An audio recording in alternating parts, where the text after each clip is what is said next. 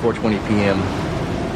I am standing here at Wind River, near the location where the body of Teresa Banks was found. Diane, this case gives me a strange feeling. Not only has Special Agent Chester Desmond disappeared without a trace, but this is one of Cole's Blue Rose cases.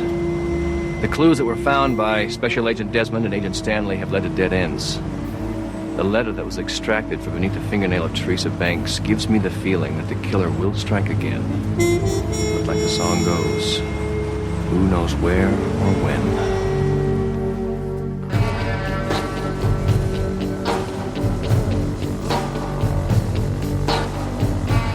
Welcome to Now Playing's review of Twin Peaks Fire Walk with Me. When this kind of fire starts, it is very hard to put out. The tender boughs of innocence burn first, and the wind rises, and then all goodness is in jeopardy. Part of the Now Playing David Lynch review series. I've got a surprise for you. Something interesting I would like to show you. Hosted by Stuart. He's got his own M.O. Modus operandi. Jacob. He's real.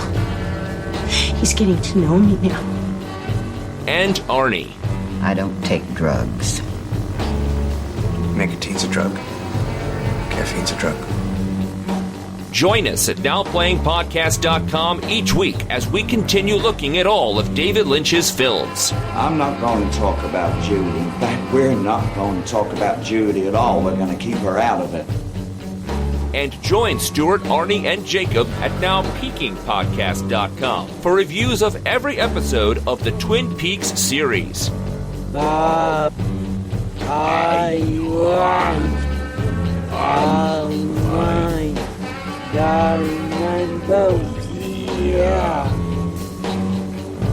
These podcasts contain detailed plot spoilers and harsh language. Your behavior is not funny. It's wasting the time of the federal government. I'm now ordering you to release all pertinent information concerning Teresa Banks, both while living and deceased.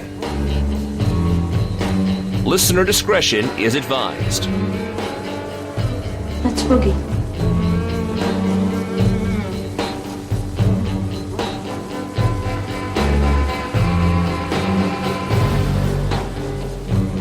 Through the darkness of futures past, the magician longs to see one chance out between two worlds. Today we're discussing Fire Walk with Me, starring Cheryl Lee, Moira Kelly, David Bowie, Chris Isaac, Harry Dean Stanton, all those big stars from the TV series, and Ray Wise and Kyle MacLachlan, directed by David Lynch. This is The Great Went. But you can call me Arnie, co-host of Now Playing. Stuart in L.A. And this is Jacob, the co-host that the angels won't help. No. And why don't those angels help? Those are some bitchy angels. We got a lot to talk about. They've gone away. Fire Walk with Me. This is the culmination. Now Playing listeners, if you haven't joined us over at NowPeakingPodcast.com. Good luck understanding this. And I see the download numbers. You haven't joined us over at NowPeakingPodcast.com. We will try to make this intelligible for people who haven't heard our discussion of 30 episodes of Twin Peaks. But really, this is the end of the road. Why should Ray Lynch didn't try to? I do wonder, if you hadn't seen the entire series, could this movie make a lick of sense? I know you won't care about this movie if you didn't watch the series, but would you even understand this movie if you didn't watch the series? I fortunately had the experience of watching it with someone that didn't even know what Twin Peaks was.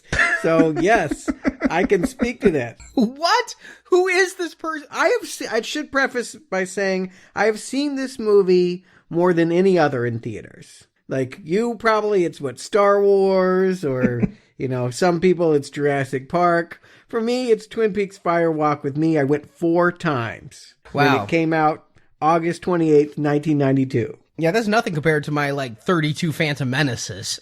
Yeah, okay, yeah, exactly. And that's the one he likes the least.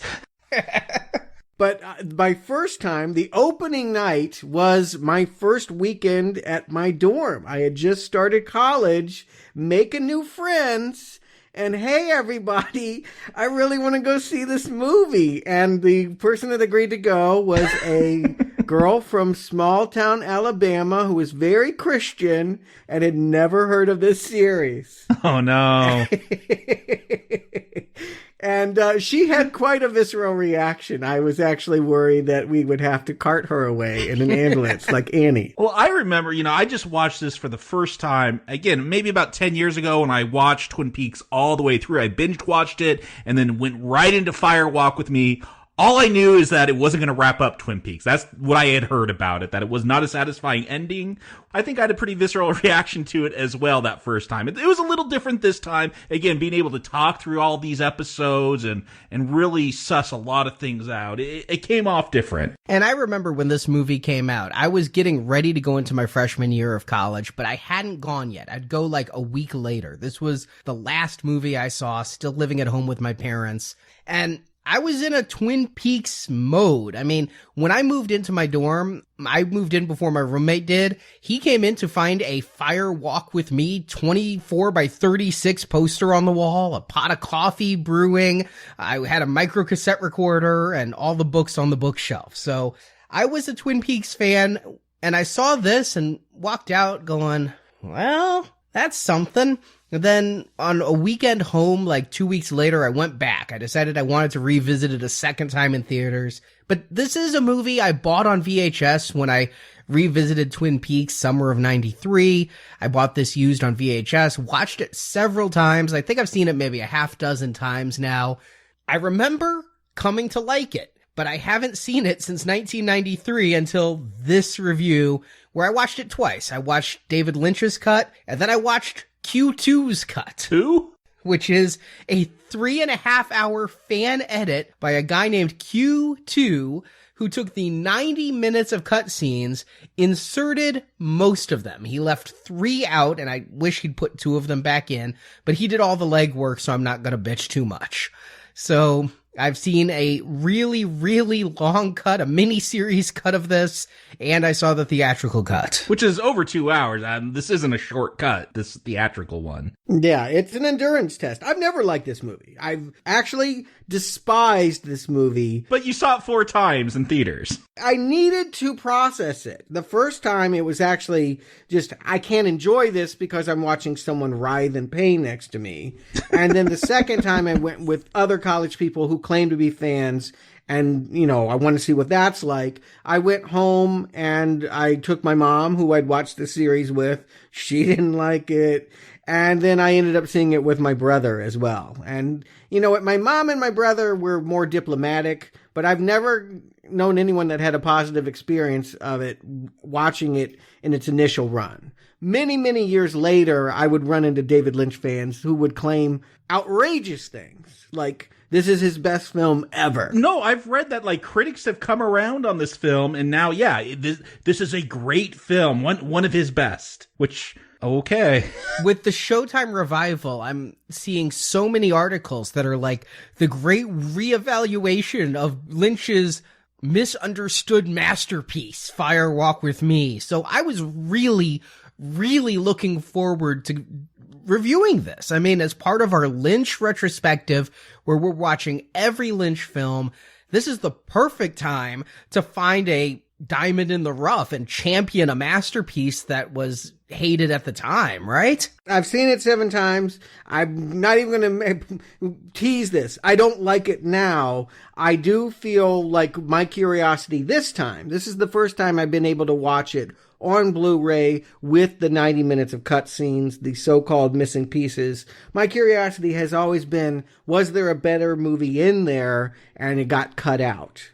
I do feel like this movie, like many David Lynch movies, started off with a sprawling initial cut, and because they had to release it in American theaters, they got it down to, I think, 2 hours and 14 minutes. So I thought, well, maybe more is better. Although certainly when you watch those 2 hours and 14 minutes, it feels like 5 hours. Yes. I mean, how involved was the studio on this? It feels like, oh, Twin Peaks, that has a cult following. I mean, it was canceled from television. Why would they let him do this? Here's the deal. CB2000 is a French financial company. It's the Frenchies' fault. Yeah, well, they love Lynch in Europe much more, and in general, people take knocks at the French, but I do feel like culturally speaking, they are much more open and loving towards artists than Americans are. Americans are all about like entertainment and I want me to be pleased. In Europe, they're much more open to visual expression that is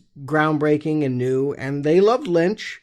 And the deal was, we're giving you $70 million for 3 films. You can do whatever you want with it, but put Ronnie Rocket away. That was what David Lynch wanted to make, of course. No one wants Ronnie Rocket. But that was going to be a huge part of the budget. But part of this getting the money was, first we need to cash in on Twin Peaks, which is still a rage in Europe. It may have failed in American ratings, but overseas it is a phenomenon. People wanted answers. They wanted to see more of this. Give us the Twin Peaks movie, and then you have the rest of the money to do whatever. So he ended up using $10 million, I think. And yeah, disaster. Ended up making 4.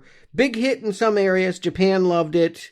And a few areas in Europe, it was a financial success. But I don't think they ever reclaimed that $10 million. And I think we should just, for the listeners who haven't joined us over at Now Peaking, give a little bit of background. I hope you did listen to the first episode of Now Peaking. It was free here on the Now Playing feed as well, where we discussed the pilot of Twin Peaks, which was released in Europe as a movie, and we went through that entire conversation.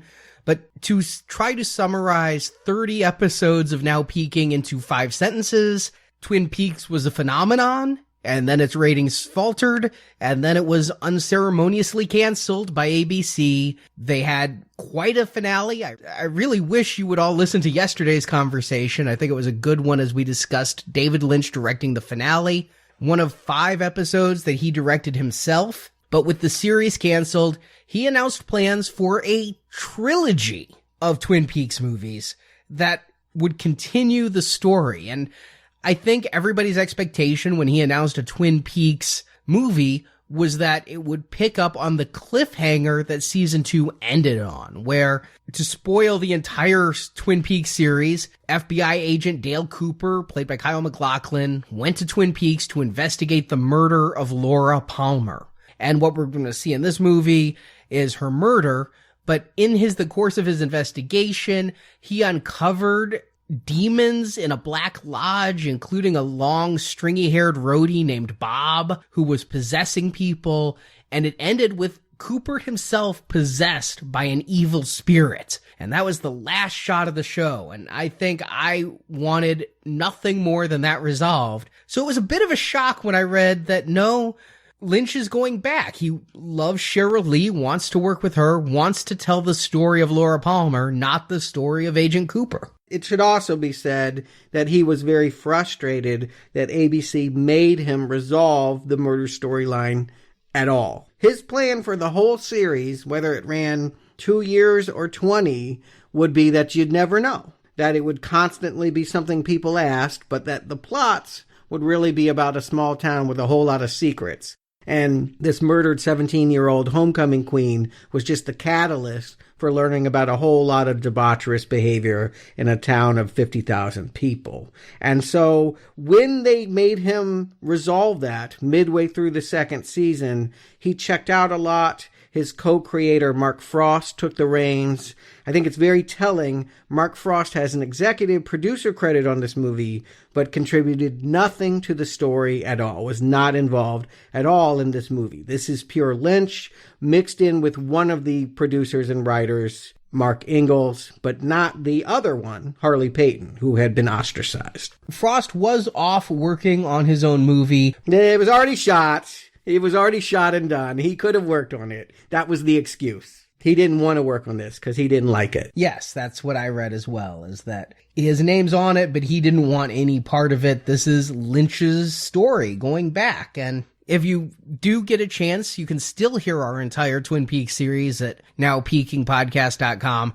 We have a big discussion. It goes throughout the entire series of how much of Frost and how much of Lynch make that series. And I think we all came to the consensus that their agent did as well. It's best when it's both of them working together. I wonder how much of this is actually David Lynch. I did listen to the two of you review Laura's Secret Diary on Books and Nachos, and how much of the story is from that, which his daughter wrote? Well, Arnie was the one that pointed out to me that Lynch may never have read it. Okay.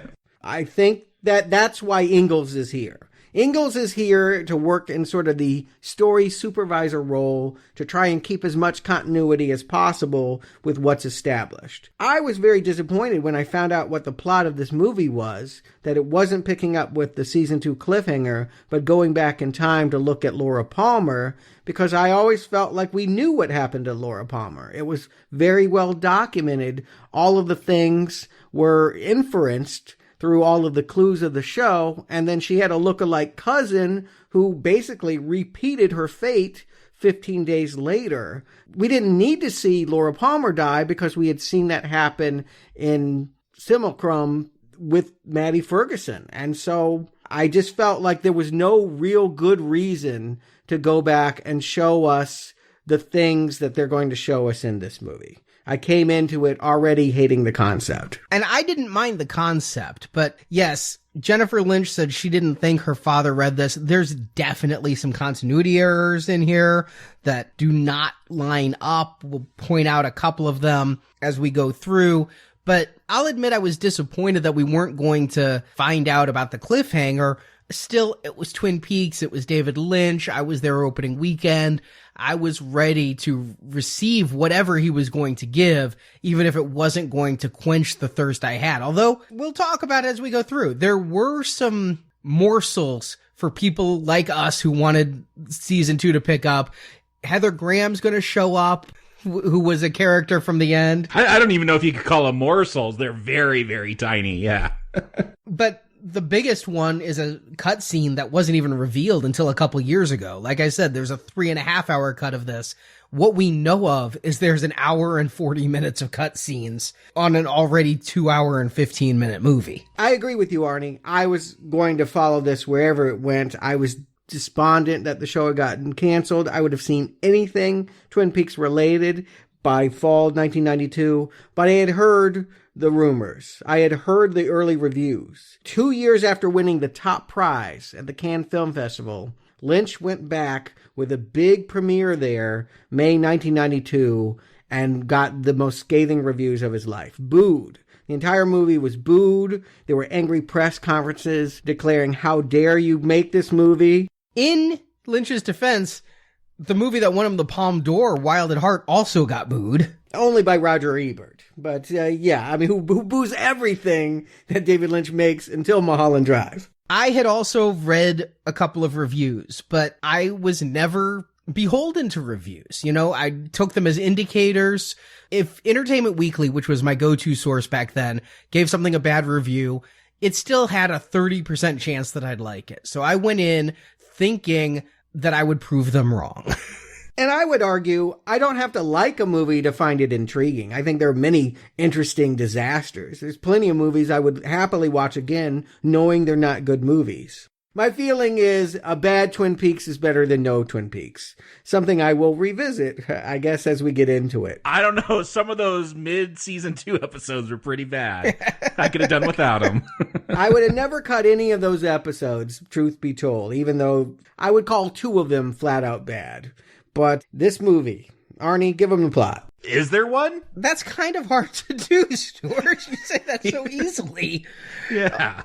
Good luck. A lot happens, but I really struggled with how much to include in this. So, all right, here's what I got. So, I mean, as I said, Fire Walk with Me is the prequel to the TV series of Twin Peaks, and where that started with the question, who killed Laura Palmer? This movie is going to show you the last week of her life, including her murder at the hands of, and yes, we're going to spoil the hell out of Twin Peaks, the series. So, spoiler alert, We're going to see her murder at the hands of her father, Leland Palmer, played by Ray Wise. And honestly, it's been 27 years, so I don't feel too bad about spoiling that anymore. We start a year before Laura's death. In the TV series, it was revealed that Laura's murderer was a serial killer who started with a blonde girl named Teresa Banks, who lived in Southwest Washington. Her body was found with a piece of paper shoved under the ring finger.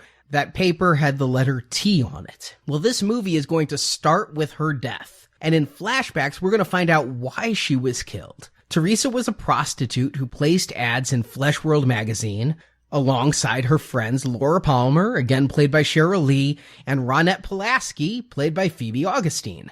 Both girls reprising their role from the series. Well, it turns out Leland Palmer was a Flesh World reader and one of Teresa's Johns. But when Teresa figures out he's Laura's father, she tries to blackmail him, so he kills her. Her murder was investigated by the FBI, but not Dale Cooper as we were led to believe by the TV series. Instead, it's Agent Chester Desmond, played by Chris Isaac, and Sam Stanley, played by Kiefer Sutherland.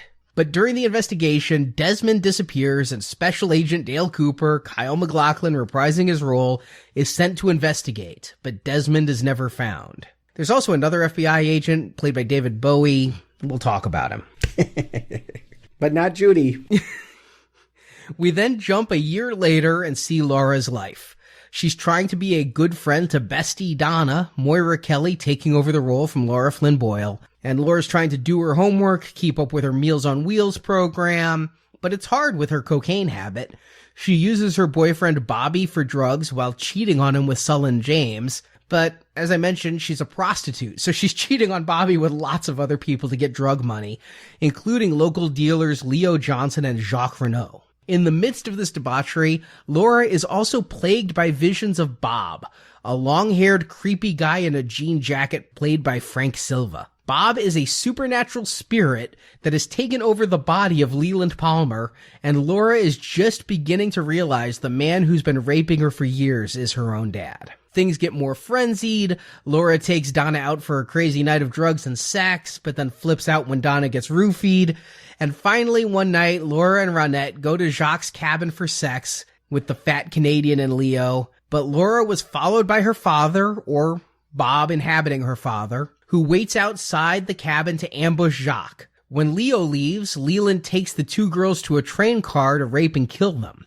But an angel arrives to help Ronette, but not Laura, who is killed. Her father wraps her in plastic and sets her adrift in the water, and Ronette is left badly beaten but alive. And Laura's body floats out to be found in the TV series pilot as credits roll.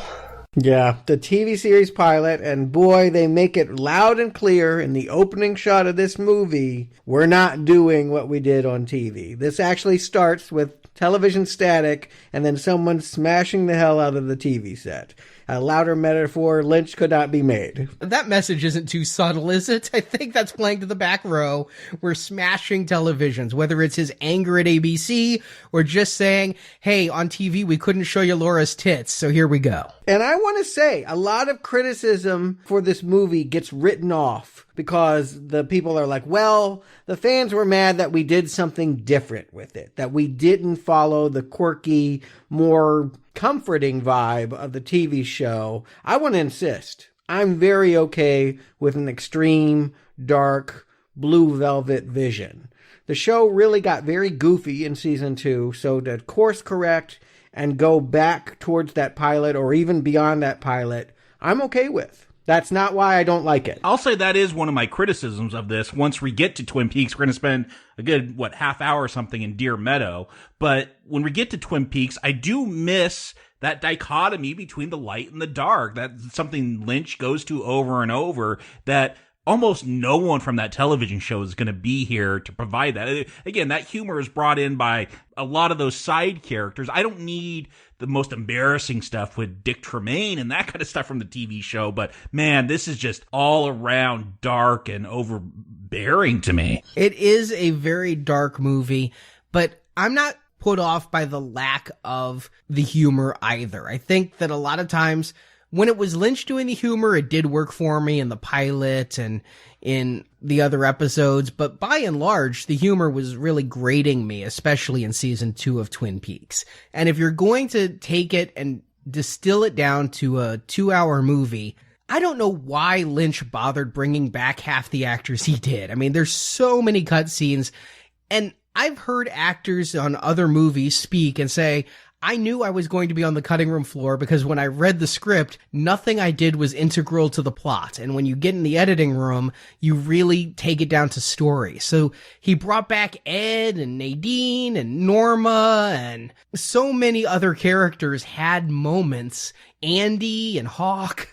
And why would you even do that when you have to know that is not going to make the final cut? This was even before the day of DVD. These days, I'd say you film it because what you put in theaters is a placeholder until you get your real vision out on video. And Lynch, he's progressive. I actually like what he said in an interview where now people could take a 4-hour movie because he said if you get a good sound system and a big screen, then you have a better viewing experience at home than in the theater. It's not too many old filmmakers say that, but he's down with the home experience. He's down with the 4-hour cut. But in 92, no. And yeah, to answer your question, we know this about Lynch at this point. He overshoots. The reason why he films all that stuff is because he films every idea that comes into his head. He wants to have it there. He likes the improvisation. He likes the experiment of it. He sees all of these actors and all of these things as colors, paint, something that he can apply to the canvas, and who knows what the picture is going to look like. I do want to give this movie one big credit right here from the beginning, though. Its music is also darker. Angelo Badalamenti is back, and some of the jaunty Twin Peaks themes. We're going to get a couple callbacks to classic Twin Peaks themes, but by and large, this is a kind of dark, somber jazz score in this movie, and I absolutely love it. It's totally different, but it's gotten a lot of play on my CD player in the 90s and my iPhone. I've been completely just re-listening to it on repeat for a few days since seeing this movie. A lot of these songs will appear in Julie Cruz's next album, her follow-up to Floating in the Night. I think it was called Visions of Love. It would come out the next year. But yeah, this was a soundtrack first. A lot of these songs, we knew it as Twin Peaks songs before we knew them as Julie Cruz songs. Yeah, there's specifically one scene where I really dig the music, and I think that music's so important they subtitle everyone during it because that's what you hear most of the time, and it's a really good piece. Yeah, it's called The Pink Room on the soundtrack. It's the opening credits to this show. I like that piece a lot too, but I also like the bluesy stuff and even The Black Dog Runs at Night. The Black Dog Runs at Night. I also, if you pick up that soundtrack, it has the Sycamore Trees song from the season 2 finale too. Good soundtrack. Now can we give some non-compliments? I've got plenty of them, and none more scathing than Chester Desmond's. I get that Kyle MacLachlan did not want to come back for this movie. There's a lot of people who were biting the hand that feed them. I mean, again, I talked about this on Now Peaking. These people really weren't all that famous. Piper Laurie was their biggest star. And you get them together, you put them on the cover of Rolling Stone, you give them an SNL episode, and now all these people are so Hollywood when they're asked to come back for the movie of the series that made them. They say no. And there's a lot of talk that they were bitter because Lynch didn't shepherd the series. They felt abandoned. They felt betrayed.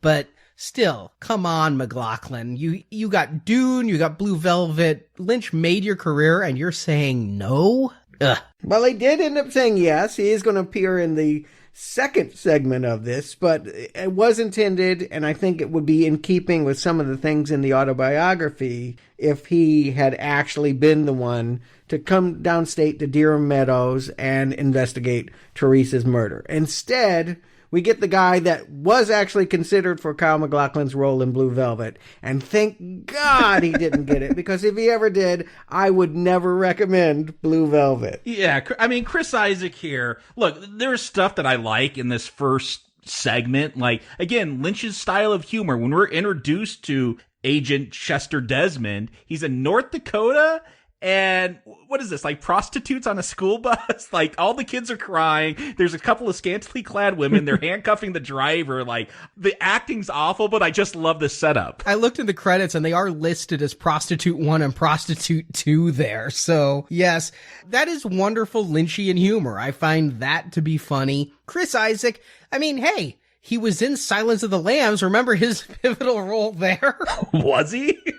Yeah. No, he was part of a SWAT team, and he would go on. He worked again. He got his own TV show. I am shocked that anyone would ever employ him after this horrible, unprofessional performance. Ironically, I think it was a Showtime series he had. Yeah. He is horrible in this movie. Every joke dies coming out of his mouth. He is really, really bad. But I gotta give serious props to Kiefer Sutherland for not upstaging him. I mean, Kiefer's a good actor. He must know he's with a bad one and give a bad performance himself. But I had a huge aha moment. I watched this movie, and then, like, the next night, I woke up in the middle of the night with insomnia and went, oh my God! Do you remember in the pilot of Twin Peaks when Cooper needs forensics and he's talking to Diane on the tape and says, give this to Albert, don't give this to Sam, Albert's more on the ball? Kiefer Sutherland is Sam! I read that. I can't say that I remember that, but in doing research for this movie, I saw that they included that intentionally. They also shot a scene in which Cooper is really kind of surly to Sam back at the lab in Philadelphia, that there was some kind of weird rivalry between the two. And in the book, The Secret History of Twin Peaks, it's mentioned that Sam was run out of the FBI and became a drunk. So I did wonder what happened to Sam. Like, we're going to find out that Desmond disappears at some point. Sam disappears. They don't give him a reason, though. I don't think he physically disappears. They just stop talking about him here. Terrible acting. He's like the Albert in this one. He's the forensics guy. He's got this giant box he carries everywhere that looks like a film projector I'd use in second grade, but he uses it like a magnifying glass. And he has to take the body back to Portland because apparently her arm was going numb and he wants to check for nerve damage on the corpse. Why does the FBI get called in here? We know Cooper gets called in for Laura because Ronette happened to cross state lines. She was another victim. So that's why they brought the FBI in, because it was an interstate crime. Why is the FBI brought in for Teresa Banks' murder? Because it is a Blue Rose case. I don't know what that means, though. I think I know what it means. I don't know why it's presented the way it is, but when Sam and Chester meet at the airport with Gordon Cole, they are given all the information they need about the case through Lil, a woman whose every costume choice and body movement is code for something. Chet breaks it down on the ride up, saying basically her sour face, she scrunches her face like Renee Zellweger, and that means they're going to have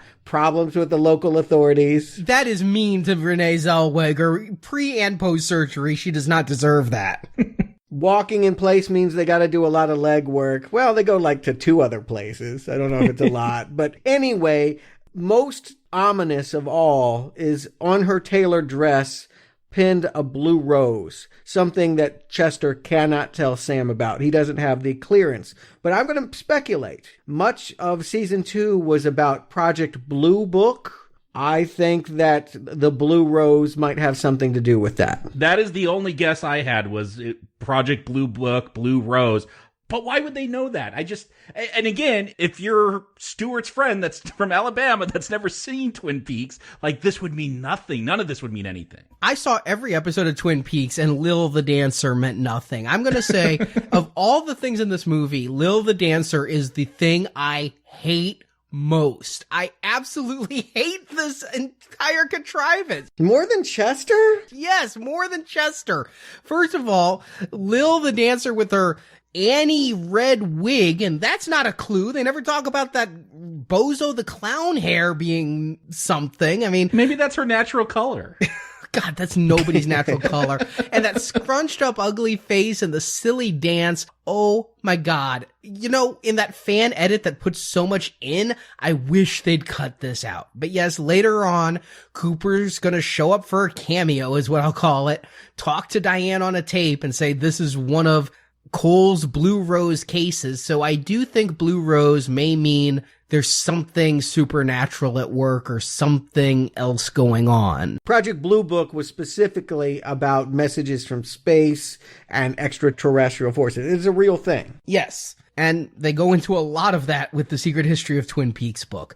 But here, the Blue Rose cases, I agree. How would they know this is supernatural? It's a body there that they have to investigate. And they investigate it for a full quarter of this movie. A half an hour is going to be spent investigating the murder of Teresa Banks and dealing with local law enforcement and talking to diners.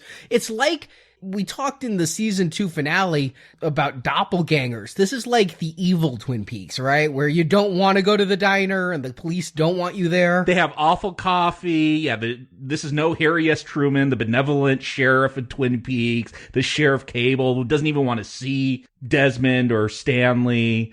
I mean, as someone who's watched Twin Peaks, this is all meaningful that, oh, this is like, yeah, the doppelganger of that TV show. Again, though, if you don't know, I think a lot of this just doesn't mean anything. It's full of jerks and bad coffee. And there's like a 10-minute fist fight between Chris Isaac and the sheriff if you watch those cut scenes too. So if you really want this to all come to a head, you can watch that scene. Yeah, Chris Isaac was a boxer before he was a singer, and so I think Lynch wanted to go with his natural gifts. God knows he's not a natural actor. And again, every scene is killed by this performance here. His every line, every joke is ruined. There's nothing funny about these early scenes. I think what we would be enjoying about the anti-Twin Peaks, even if you didn't know Twin Peaks, would be the comedy. But these setups are horrible. When he makes him pour the coffee on his lap by asking him what the time is, horrible timing. I never knew that was even a joke until this watching. I've always wondered, why did you make him pour the coffee on himself? I never got that was supposed to be funny, and yes, I do blame Chris Isaac for that. And there's just weird indulgences by Lynch throughout this. I mean, I that's nothing new, but it just stands out here. Like, when they go to Hap's Diner, the anti-double R, it seems like a very long scene about some guy trying to fix a lamp. I know Lynch has got something with electricity. That's going to be a line, even the said electricity, but just flashing lights. And that scene's trimmed, Jacob. It was longer. Oh, I could imagine. Yeah. Yeah, the idea is that Lynch has free reign to really dwell. I mean, I think we actually get the MO explained by Harry Dean Stanton, who runs the trailer park where Teresa Banks was living for a month. She didn't live in Deer Meadows, but she was blowing through town and she had gotten a job as a waitress, and she was living in this trailer park. And Carl Rod, as Stanton's character is named, says something to the effect of, I've already gone places. I just want to stay where I am. And I feel like that's what Lynch wanted to do. He didn't want to progress the Twin Peaks mythos. He wanted to marinate in it. And so what we're getting here is a lot of weirdness for weirdness' sake. It's kind of everything that all his critics have said about him proving to be true. It seems cruel, it seems indulgent, and worst of all, it seems unfunny. Yeah, I did like a couple of lines. I liked when they were at Hap's Diner. I gotta give it to Kiefer, though. Kiefer gets the funny lines. The waitress says, I don't take drugs. And he's like, nicotine's a drug. Caffeine's a drug. And when she calls him a towhead, I don't know what that means, but I'm going to start using that. It means you're blonde. Oh, it does? I just pictured it meaning an idiot. A towhead is a blonde? Never knew. Okay, now I'm not going to start using that. Well, you could say one and the same.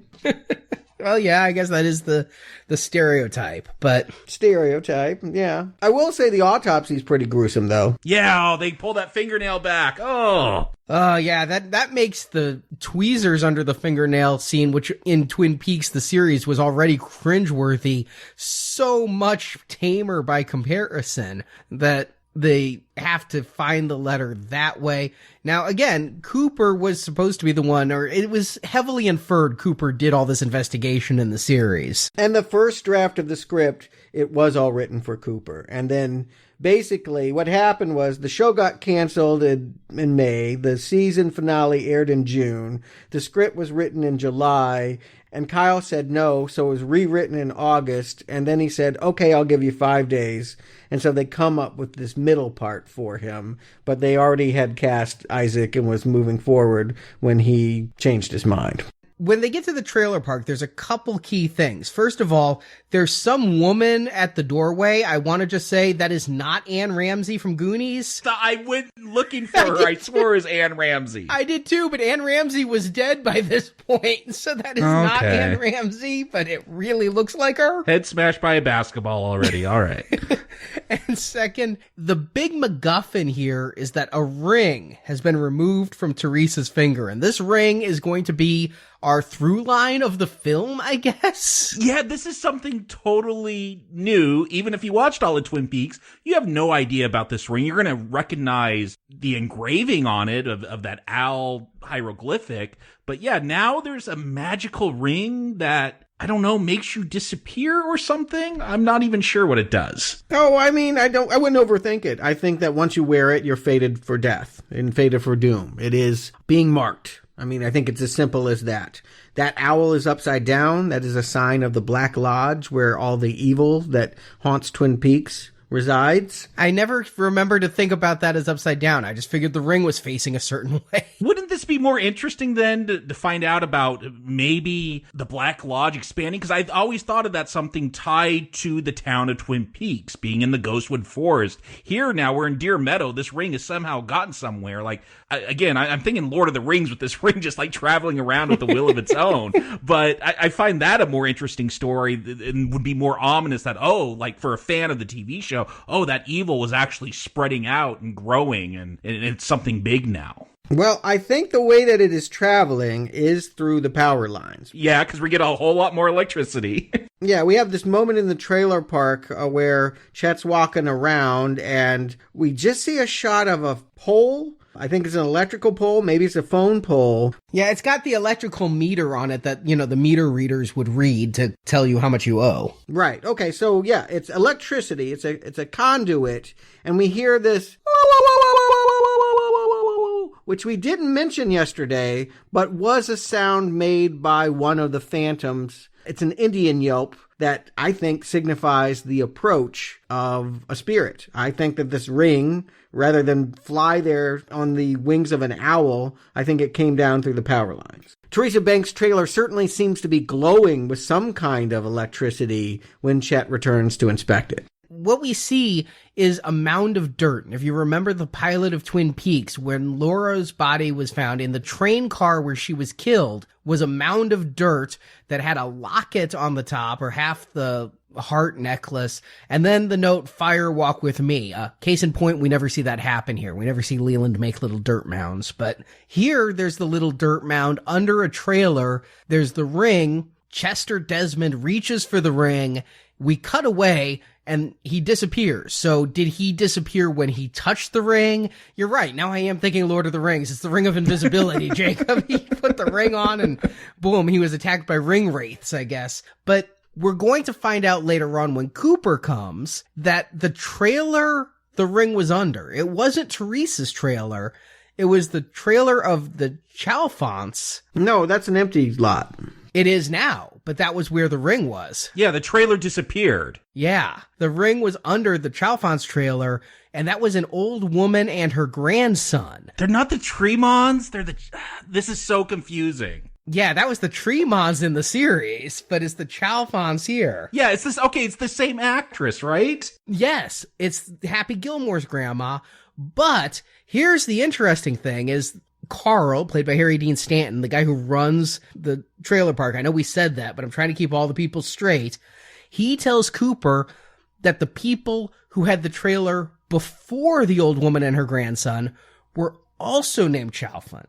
So remember how we saw the Tremons in that house, and then they went back later and it was a different person named Tremon? Yeah. It's like the old lady and the grandson take the name of whoever was there before. And now we know what Stewart suspected, that those are some supernatural spirits and the ring was under their trailer for some reason. And is that still David Lynch's son under that creepy mask that he's wearing the whole time? Why didn't they want to show his face? To try and explain for these poor people that may not have watched the show. Good luck. At some point in season 2, we find out that Laura Palmer was delivering Meals on Wheels to people in a neighborhood, and one of them was this old woman and her grandson. The boy was played by David Lynch's son. Now it's been recast with an actor who hasn't hit puberty yet. I think Lynch's kid had a growth spurt and it wouldn't have worked. But yeah, they're phantoms. They are like many of the other characters. The little man in the red suit, the giant we're going to see later, the actual killer. I think all of them come from this place, whooping like Indians, coming down through power lines, and possessing your body when you put on the ring. Another thing that happened in the series, late into that season, the right hand would become paralyzed and tremble. And I do think that what they're trying to retcon here is that that is a sign of possession or putting on the ring.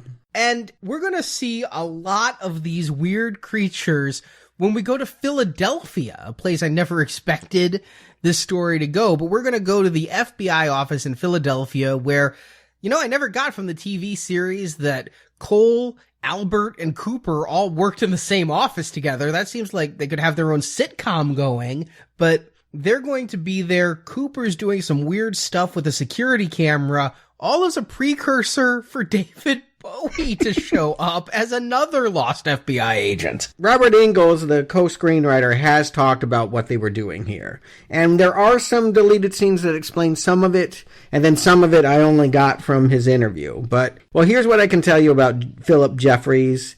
He was an agent who was investigating something in Seattle. I think that he got wind of a ring and wanted to see the owner of it, who was Judy. And Judy is the sister of a character in Twin Peaks named Josie. She had a sister that was also in Twin Peaks? Okay. My head is hurting a little bit, but I'm going with you. Now, I saw the cutscene that has Jeffries in it. Wasn't he in Buenos Aires? Yes, he was trying to find Judy at a hotel named Palm Deluxe in Buenos Aires in 1986. And that is when he vanished into thin air, and it became part of this overall legend in the FBI of what happened to Philip Jeffries.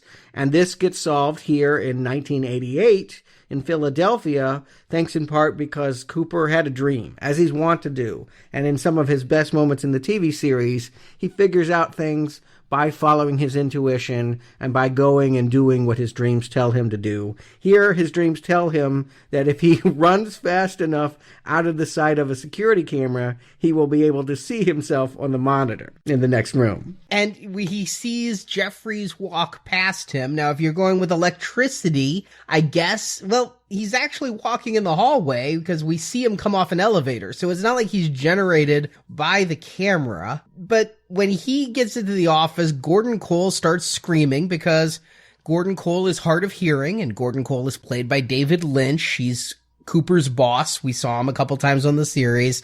But then we're going to go to a bunch of spirits. And if you ever wondered what spirits do on an off day, apparently they sit around a green Formica table and talk about Garbanbosia. Wasn't there mention of a Formica table or something in the series? I remember that word being used. Certainly cream corn, and more about that in just a second. I can't even believe what they had planned for cream corn.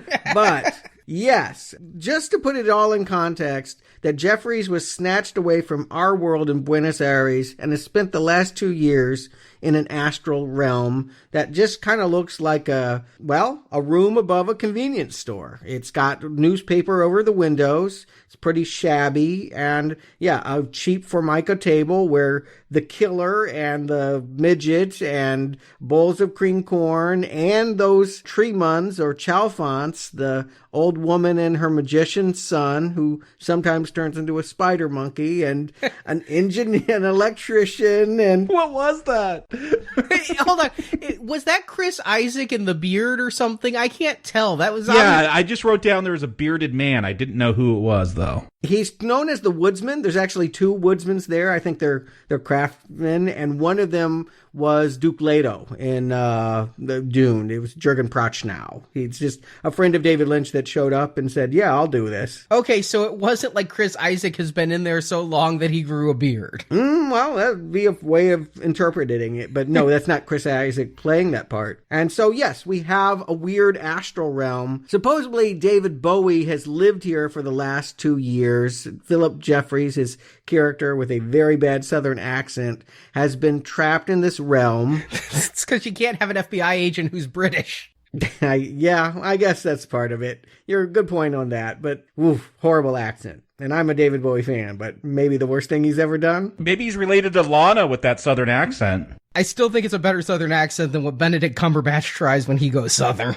All right. Well, at any rate, so yeah, a room full of lots of weirdness. The word Garmonbozia, it's totally made up, but the subtitles tell us it should mean pain and sorrow. Yeah, at the end, when they repeat the word, the first time, I'm thinking, are they eating beans? What are they talking about? Garbanzo? Yes, I thought so too. Garbanzo beans. Yes.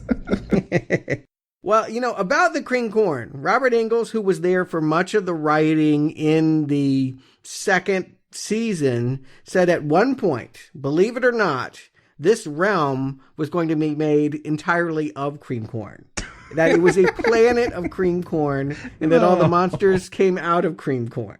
It didn't happen, so it doesn't exist. Was this Lynch's idea? Yes, of course it was Lynch's idea. And it's what Lynch does. Is he just fucking with us? Well, I think what happens is he just riffs, something goes wrong and the lights flicker, and all before you know it, you have a subplot about the spirits traveling through electricity. I think that he is just trying to mash together, and sometimes not very sophisticated or cohesive ways, all of these things that just happen. And so it's what happens when you improv a mystery. Suddenly you have really random, non-contiguous things, a square pegs going in round holes. And that's what it sounds like to me. I must have watched this clip in this room so many times, because you got the grandson pointing at, I think, Bob and saying, fell a victim, or maybe he's pointing at us and saying, fell a victim. You've also got this weird jumping guy with a mask that's similar to the grandson's mask. Coming back for season 3. He is? Really? Yep. Well, I'm actually glad. I want to know more about this, and they're really overpopulating this. In the TV series, we really started with Bob, Mike, and the little man in a dream, and then we found out Mike was real. We had Bob, then we had the little man, then we had a giant, then we had a waiter, then we had the Tremons, and now we've got the jumping guy and the woodsman. This is getting to be a very crowded lodge. You know what, though? I kind of dig this vibe. Like, if you want to just do some crazy, weird, avant-garde, Eraserhead style thing about the Black Lodge, I could totally go with this. The fact that I'm trying to figure out what this has to do with Agent Desmond disappearing and all the stuff with Teresa Banks and Deer Meadows, it's not fitting together as a really strange but compelling movie should. Yeah, and again, if this were a trilogy of movies, maybe we would see in the next one that David Bowie was trying to find this ring, and thus why he got sucked into this realm. But they don't have the coverage for that. What they have is David Bowie disappearing from Buenos Aires and then reappearing in Buenos Aires. He's actually like, his jacket is smoking. There's the wall is charred when he reemerges. The maid is so stunned. To clarify, this is one of the cut scenes. Yeah, the maid is crawling on the ground.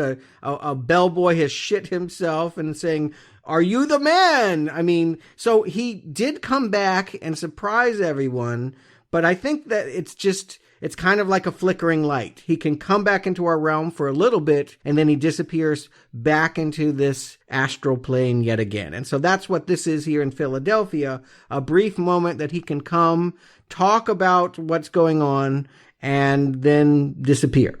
Out of all of this, there's one thing I like. One thing in this entire 35-minute bit. When Cooper goes to investigate the disappearance of Desmond, he finds Chet's car, and on the windshield, somebody has written, "Let's rock." In red. This now retroactively tells us that when the little man from another place in Cooper's dream in episode 3 of Twin Peaks said, "Let's rock," it meant something to Cooper. That was the little man telling Cooper, hey, this is all related to Teresa Banks and now Chester Desmond. Right. And of course, it's also a way of yet again riffing and lovingly making note of what's happened before and trying to fuse it together. I'm not a big fan of this. I think that this mystery was put together slapdash, and some of its best conceits are coming from improvisation. They weren't scripted. I'm not knocking the show for doing that, but don't try and tell me now that it all makes sense. It's a Shaggy Dog story. You don't look back. You don't look too close at the cracks and crevices. You just appreciate it in the moment and you continue forward. To go back and to try and say it all makes sense is to underline how it doesn't make sense. I mean, really, this is midichlorians are space germs in your blood. I mean, this is making the mistake that we yell at the Phantom Menace for a decade later. I mean, where it's trying to over-explain everything. I think even today, with a lot of prequels, they haven't gotten it right because they feel like they have to explain everything we've already seen. Well, we've seen it. So why do that? I'll agree with you, Jacob, on the Laura Palmer bit, but I don't think anything here is midichlorians. Maybe Garmin Bozia is close, but I don't think it's ever explained enough. We never have a scene of Bob sitting down with little Laura and going, Garmin Bozia is the pain and suffering that we eat and it feeds our demon soul. You know, I mean, if it had gone there, yes. As it is, they are making callbacks. They're not coherent enough to make me believe they're really trying to explain anything, but I'm going to give Lynch this. He set a mood. There's definitely a mood in that first half hour that puts me on edge. It piques my curiosity. Again, you got the Badalamenti music.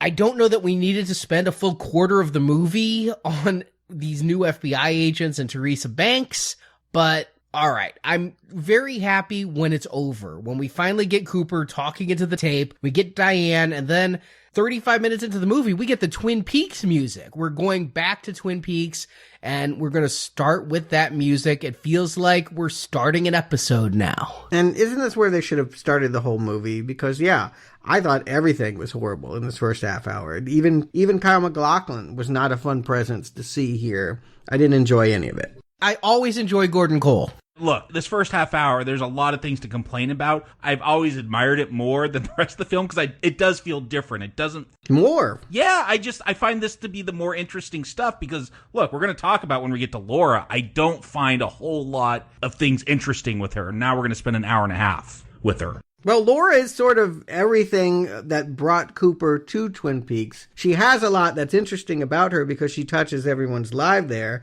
and she does have this duality. Except all of that's on the cutting room floor. Yeah. I actually disagree. I feel like about 70% of the cast did come back, but the important ones didn't come back. Of the big ones, Laura Flynn Boyle playing best friend Donna Hayward didn't come back. Really hurtful. And Ben Horn, one of the major suspects in the murder mystery, not in this film. Richard Beamer is not here either. Now, Laura Flynn Boyle, there were some rumors at the time. This is a movie that's going to have Donna take her shirt off. And the rumors at the time is that Laura Flynn Boyle didn't like the content that she'd be required to do. And so that's why she said no.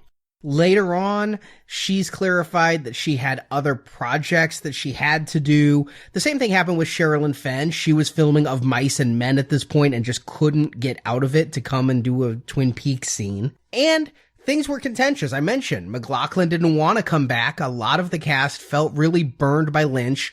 It felt like Laura Flynn Boyle was leaving, but I read one comment that really, I had to laugh. I don't remember where I read this on the internet, but that Moira Kelly looks more like Donna in the pilot episode than Laura Flynn Boyle did after she started going really gaunt in the second season. Well, yeah, I call BS on a lot of this stuff. Laura Flynn Boyle demanded that her character appear more sexy. She was looking for parts where she could take off her top and be Sharon Stone, the ice pick ice queen, and made a movie. Instead of making this, she made The Temp, which is arguably worse, but also more entertaining. Does she actually go topless? I've never seen her disrobe in a film. She did not go topless in that one, but she wanted to play sexy vixen. And so I feel like this should have been tailor-made for her. She wanted Donna to steal the limelight away from another character that's not here, the sex kitten Audrey Horne.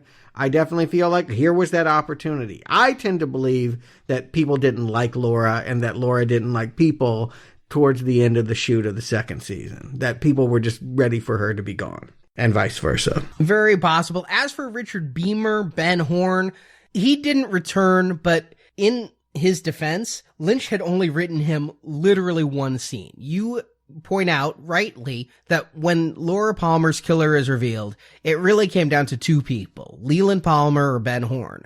But if you're doing this, bringing Ben in, you'd have to at least make him a major part. Here, there was going to be one scene of him giving some cocaine to Laura, and the actor was like, no, I don't like what this does to my character, and I don't like it as an actor, so I refuse to do this.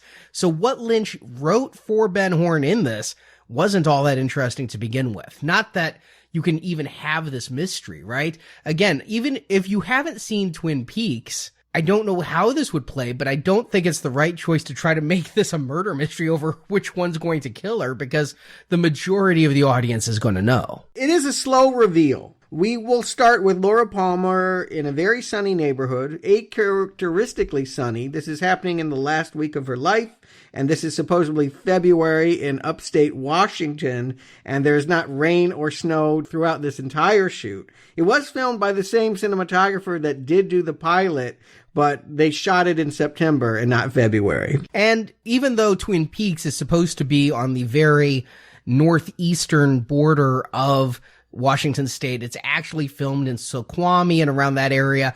They don't really get much snow up there. It's just north of Seattle. Seattle is not known for its snow. Rain, any precipitation. It is sunny. Rain. Well, yes. Rain, yes. Throughout this whole movie, it is sunny and blue skies, and that seems really wrong. I am happy that they shot on location. That was a compromise that they had to do for the bulk of the show. It is something that they aren't going to have to do for season 3. We are at actual real places, but sometimes that was distracting too. Like when she goes to school, I'm like, where are the red stripe lines that go down the hallway? This doesn't look like the same place. I looked that up because that bothered me too. That high school where they filmed the pilot was so distinctive. And I'm like, this isn't the same school. Well, it turns out it's not the same school. It's a school in a different town. But shortly after the pilot was filmed, the school where they filmed the pilot had a renovation and removed all the stripes anyway. Well, it wouldn't have taken much of their $10 million budget to paint some new stripes on it. I just felt like this look is not the same. And I think that was a mistake. It's okay if you want to make a show with a different tone, but it should look like the place that we've seen before. Agreed. They did get the same house where they filmed the pilot, and they did film in Tweed's Cafe, the Double R Diner, which is where they shot in the pilot. It's really just very meta that they filmed the pilot on location, then had to recreate a lot of those places on sets in California, and now we're back and we're like, well, things don't look the same. Right. But the point is that Laura seems to start off seeming to have a perfectly normal high school existence. I was always under the perception that most people believed she was happy and popular and had no stress or strife. But in fact, it would be obvious to anyone that would take a second to glance at her that she is in extreme agony, Garmonbozia, throughout all of this. She is not doing a great job of hiding the fact that she's about to crack up. No, you say we believe she has a good life at the beginning. No, we see her doing coke in the bathroom at school right at the beginning. Like, I don't feel like they ever put her in a good light. She's sniffing coke. She's taking her top off for James in the gym. Yeah, you know exactly what kind of movie we're going to be getting when that happens. And I was shocked. I did not remember that Cheryl Lee did nudity in this film. And after binge watching pretty much the entire Twin Peaks series, this is definitely a change of tone. I figured that's why you watched this so much when it came out. Yeah, and I think that that's terrible. I just want to say right now, it's fine if you want to make a salacious movie about a girl's sexual awakening. There's been plenty of great softcore, late night cable, Skinemax kind of stuff about that. Most starring Sherilyn Fenn. But this is what we're going to be told late into this is a terrifying story about sexual abuse. and that should never seem sexy. And I do feel like a lot of this is very exploitive without a real good reason as to why we're looking at it. Yeah, I remember the first time I watched this film, I felt dirty afterwards. I'm like, I gotta take a shower because, yeah, it does feel so exploitive when it's supposed to be about a victim of rape and incest. I don't feel like you go for the gratuitous nudity that they're gonna go with Laura here. It is an interesting balance because I almost find the nudity, even though it's usually happening during sex, often it is non-eroticized to me. It's like, it's almost dehumanizing. It shows the degradation of her. When she's with James is perhaps the scene where it seems sexiest, and that's supposed to be her one human connection. She and Donna are kind of having spats here and there. She and Bobby are just kind of using each other for drugs, but she and James, that's supposed to be the real love. So that's the one time. But later on when she's going to be at a club and hooking, I don't know that I find that sexy so much as I find it just dehumanizing. It turns her into an object for us the same way she's an object for her Johns. And I feel that's wrong. You should humanize. If we're supposed to feel bad that she is a victim of these horrible acts, humanize her. I got the sense when I listened to you guys talk about The Secret Diary that was a successful thing, that it humanized Laura and made her a person. And I don't feel we're going to get her for like an hour and a half in this movie. And I don't feel like I know her any better, or that she's any more than just a dead body by the end of this film. I want to point out something that I think is pretty important. This is the first time, though not the last time, that David Lynch has made a movie about a woman. Up until this point, the main character has been a proxy for himself. And here he's stepping away to look at Dorothy Valens, right? This is not about Jeffrey Beaumont. This is about a woman who is being subjugated and abused, and that's not normally David Lynch's perspective. I think it's really brave that he wants to attempt that, but I would also say that I don't feel like he's fully in the mode of pulling it off here. And I maybe also feel like some of the problem, although she gives it all, I mean, I definitely feel like Sheryl Lee is trying to give a performance that is letting it all out there. I'm just not sure that she's capable of going to the depths and selling me on the horror of what's happening here. She was hired to be a dead body, and they should have left her dead. She acts like one. Yeah, that is a big knock, is she cannot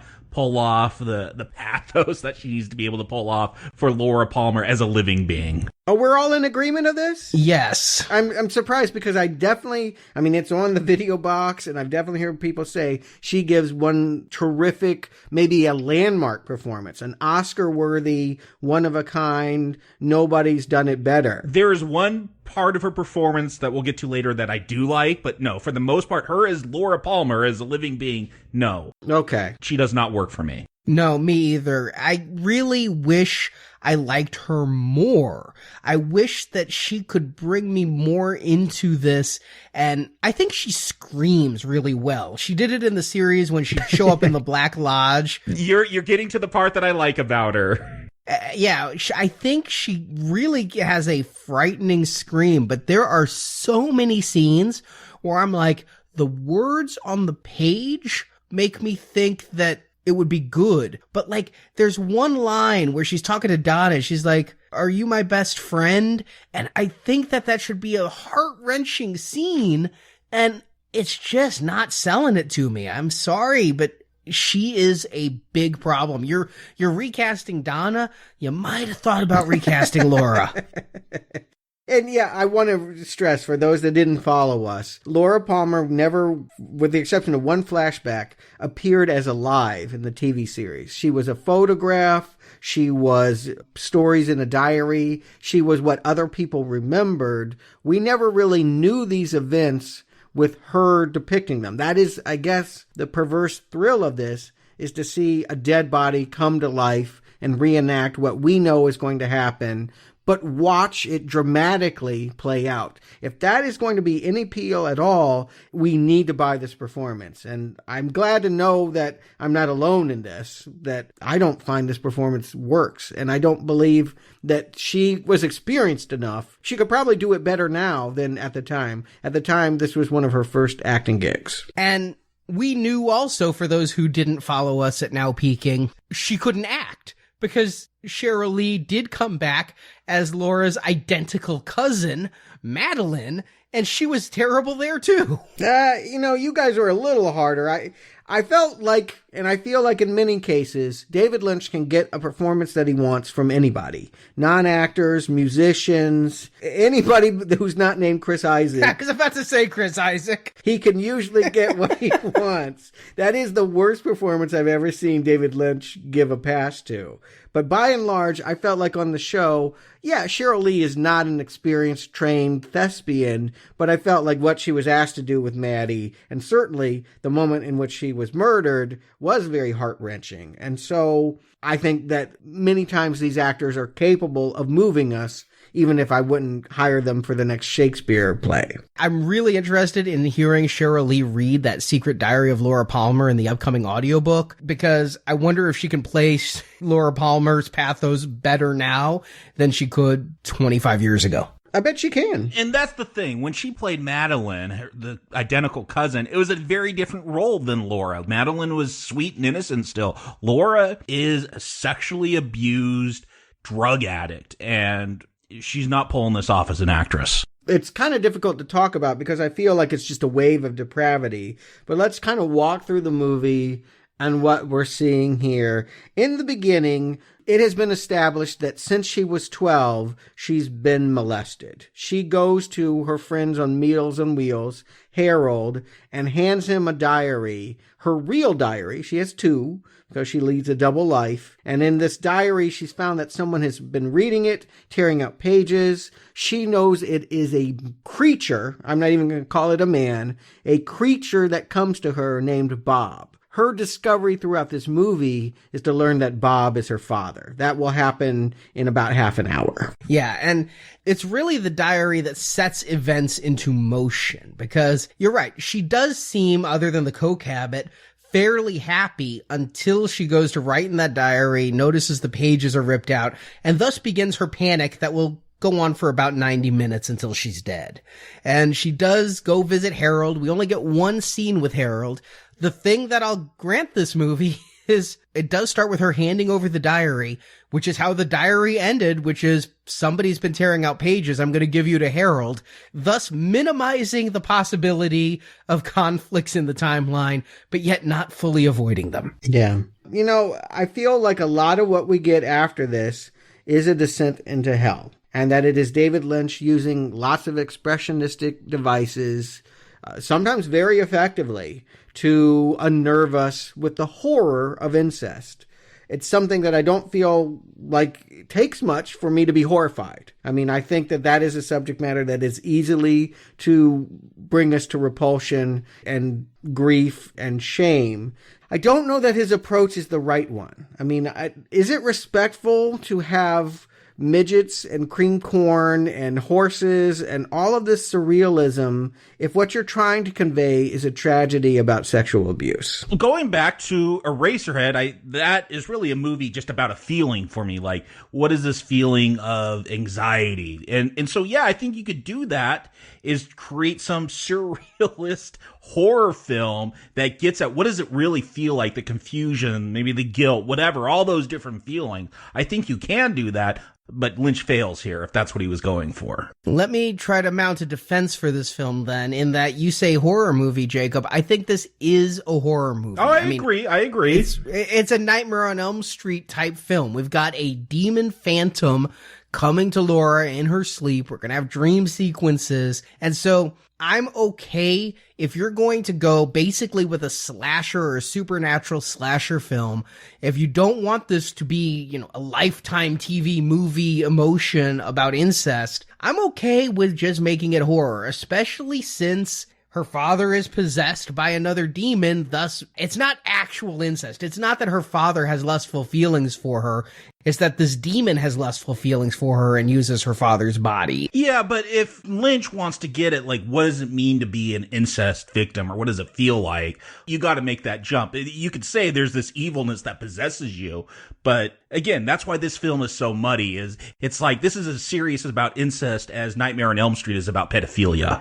Right, which is why I don't view this as an incest movie. And I know that it's her father who does all this, and yet because of the way the movie plays it, I never think of it the way I would if it was straight up incest. And so I don't judge it so harshly for that. I think that's an even more damning statement than anything I could say. If this movie doesn't hit you for its dramatic weight, then my God, if you can gloss over the fact that it's a father taking advantage of his daughter, that's really bad. I actually think the point of this, in Lynch's mind, is can I take something that was sort of a MacGuffin, that was a lark, something that it was so abstracted, we only thought of Laura Palmer as to what she could mean for the rest of the town. Can I take that and make it real? Can I bring it to life? Can I make you care about it? And it's hard to know whether it's the writing or the performance, but the answer is a resounding no for me. And so what I'm faced with then for the next 90 minutes is just grueling torture.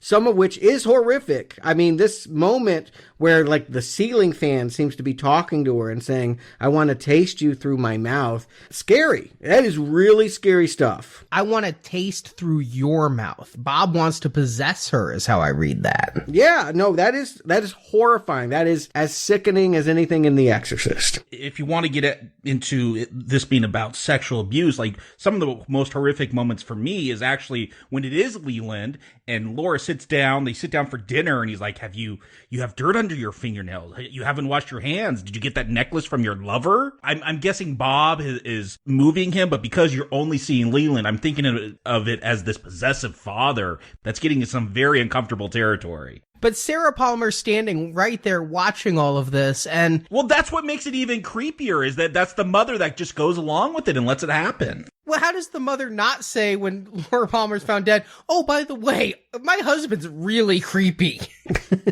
Because they don't see it that way, and because this is metaphor and symbolism, and it's not real. But the way Grace Zabriskie, the actress who plays Sarah Palmer, Laura's mother, is playing it, she's disturbed by what she's seeing. The way she is playing these scenes makes me think she knows her husband's a creeper. But in real life, that's how it is a lot of the time. So I feel like this is the more successful part if this is what Lynch was going for. Yeah, I'll talk about a scene that really did move me in the way that I feel like it should. It's worth pointing out, Jacob, that scene you're talking about with the dirt under the fingernails, I agree, it's creepy, it's impactful. It's also just creepy because that's where the letter is going to be stuck underneath. Well, yeah, it's obviously a callback to where he puts the letters. But by that point, Laura has learned that it is him. That she had this moment where she had gone to the Meals on Wheels, she's at the Double R Diner, and the Chalfonts, or the Tremonds, the old lady and the little kid that likes to hop, have come and given her a painting. And they've told her that the person that was reading her diary is looking for it right now. That she's going to run home, and when she goes there, she doesn't see him until she runs outside and her father comes out. Well, she sees Bob. She goes to her room and sees Bob there. And this is a question we had during Now Peeking, is when this happens, who sees Bob and who sees Leland? Because Ronette Pulaski, who's involved in the end, she identifies sketches of Bob. So up until this point, Laura has only seen Bob. So she goes to her bedroom and sees Bob there and runs out and waits.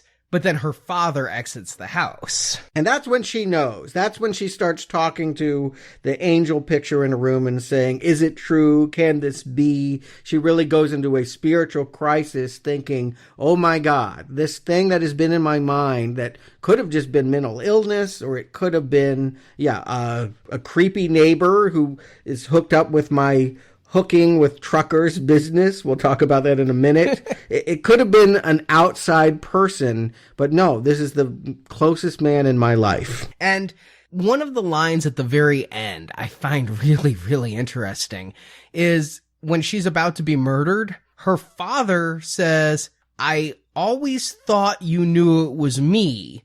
But then Bob shows up and said, I never knew you knew it was me.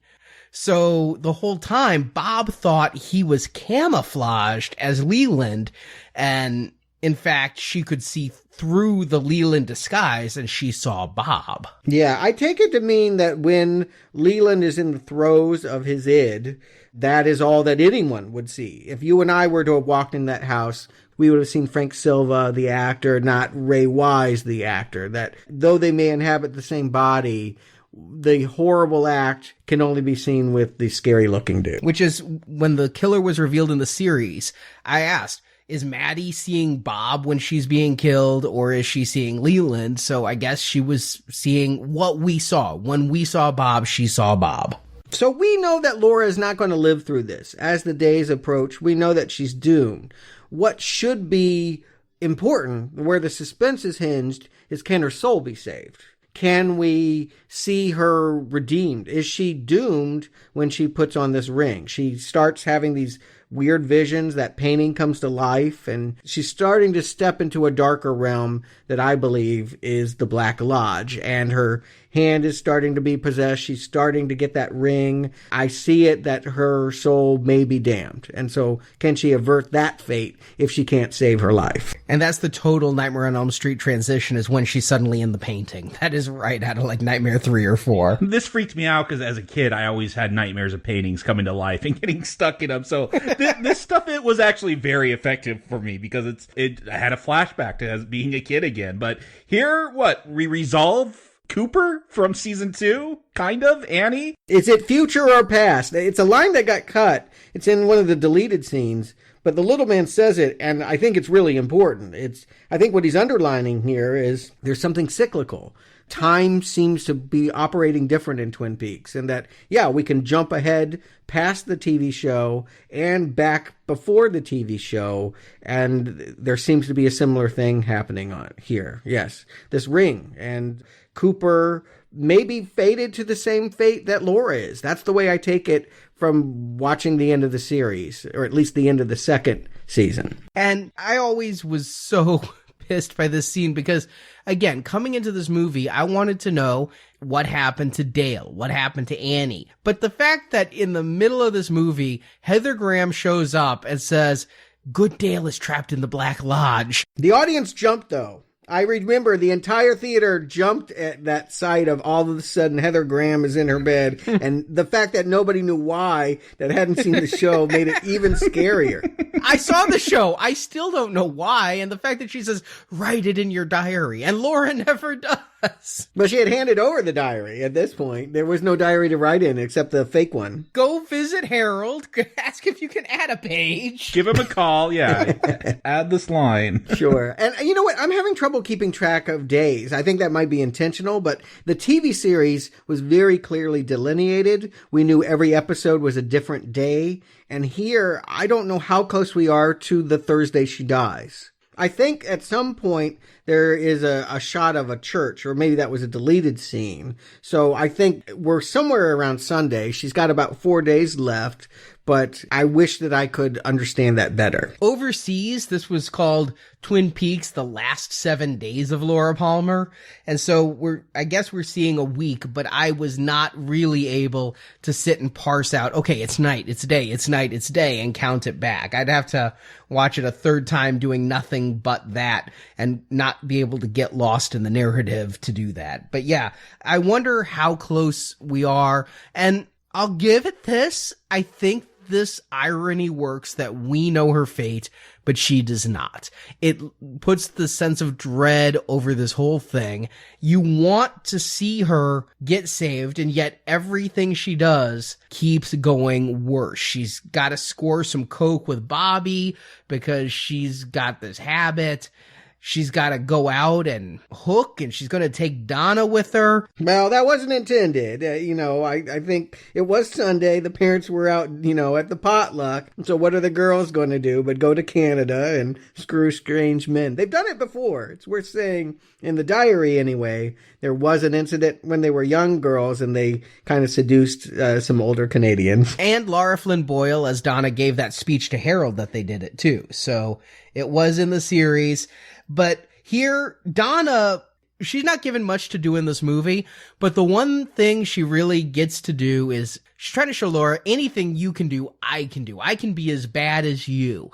Basically like Laura Flynn Boyle with Sherilyn Fenn. So she's going to go out they start at the Roadhouse, and I feel like we get a callback to the Twin Peaks episode where the killer is revealed, because we got Julie Cruz up there singing this mournful dirge. Laura gets emotional. It's reminding me of when everybody was crying at the Roadhouse and Maddie was killed. People cry at David Lynch works. It's just forever. It's just a fountain that will never cease. And yeah, I agree that the being overwhelmed with emotion all of a sudden and for no explicable reason may be David Lynch at his best. I mean, honestly, he does that to me sometimes. I can't explain why I'm crying sometimes when I'm watching this series either. I'll say this. It's a weird mix. On one hand, I feel like Moira Kelly is probably a better actress. She is pulling off this competition better than when Laura Flynn tried to do it in season 2. During that time, Donna was trying to be Laura and put on her clothes and glasses and really impress James. And here we have Donna doing essentially the same things with Buck and Tommy. I feel like Moira is more convincing as a wannabe bad girl, but the thing she can't overcome is she doesn't fit in here. I know what Donna looks like, and she's not it, and I just can't get past that. So I cannot accept this performance. I consider Moira Kelly to be an upgrade. I really do. I was not a fan of Laura Flynn Boyles on the show. This is up there with replacing Katie Holmes with Maggie Gyllenhaal to me. Yeah, Dark Knight. It can work. For me, it's weird. Partly because I did like Donna. Yeah, it is just weird because you're used to Laura Flynn Boyle in this role. Yeah, and I agree with you. It's an upgrade, and yet I can't accept it. It's strange. Yeah, Lynch, for whatever reason, he burned bridges. He was not able to get important people back. He had to write some out of the movie, but Donna is one you can't get rid of. And so we have this recast, and I'm trying to accept it for what it is. Moira Kelly comes in and does a really passable job for what it is.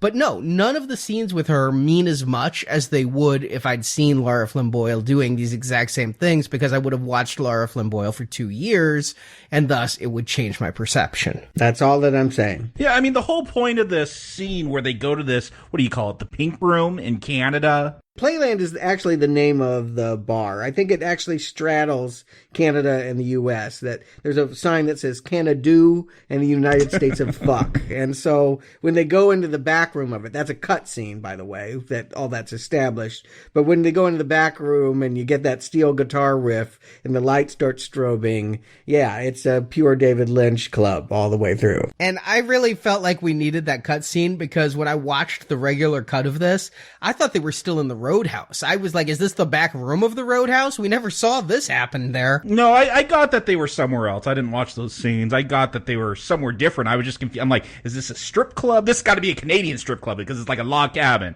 And they would pour maple syrup on them or something. Jacques does say welcome to Canada, but I mean, Jacques Canadian, so I didn't know if that was metaphorical, and Jacques saying things like, I am as blank as a thought. So I don't know what he's talking about. Yeah, and this is, again, the girls are competing. You can see Laura in this moment saying, okay, Donna, you think you can keep up with me, then you just try. Here's what I do. I take off my top, and Donna will pick it up and tie it around her waist. And then I think she knows that the beer is roofied. And she says, chug a lug. I think she does too, but then later she freaks out when Donna's like passing out and getting raped. So, but that's a crisis of conscience. That is her becoming more sober and realizing, oh my God, this is terrible that she's becoming like me. I think in this moment, and I think Laura has a really mean streak in her that she's shown many times. She's oftentimes cruel to Bobby and James. And I think here she's just saying, all right, I'm going to punish you for trying to think that you can be as slutty as me. You want to punish her, make her sleep with Jacques. Laura seems fine to be making out with Jacques. It grosses me out every time. But it should be said, Ronette's also there.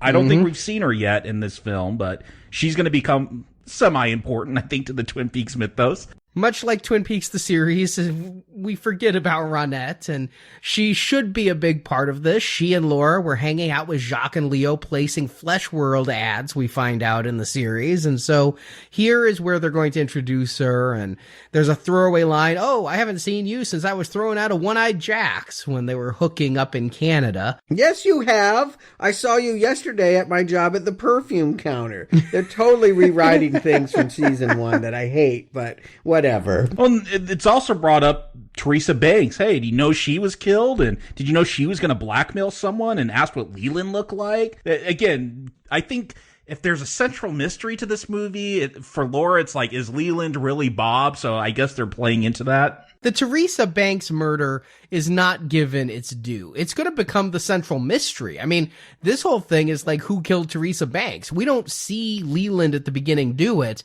And the reveal that's going to take the whole movie to find out is that she was hooking with Laura and Ronette. I guess they had a little hooker club, and Leland was down for a three-way till he found out his daughter was in it. And which is weird if he's been with her since the age of 12. Like, he hasn't had a problem with it. Yeah, well, he actually tells Teresa. We have 4 flashbacks when we're suddenly, it's not only to understand Laura more, but I think we're to understand Leland. He tells Teresa, "You look like my daughter." That's actually a turn on for him. Gross. It is creepy as hell.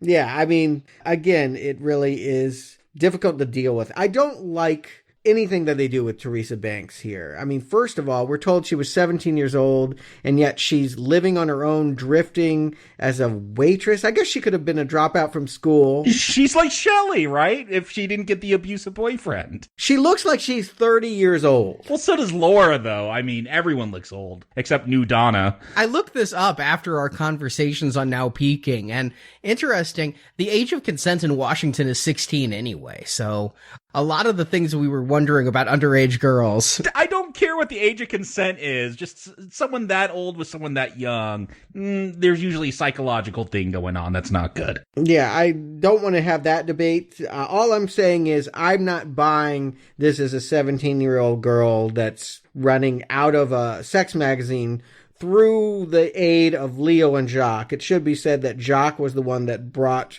Donna and Laura together with these 2 men in the club, and he's also, maybe in some ways, their pimp for these hookups in the Red Diamond Motel. I don't know. Yeah, I definitely think Jacques is arranging the hookups. I mean, we see that when she's in the Roadhouse, she looks over at Jacques and then nods, and then Jacques sends the 2 guys over, because I guess they were going to have a gangbang until they realized Donna's along for the ride, and they go with that direction. But Jacques is setting it up.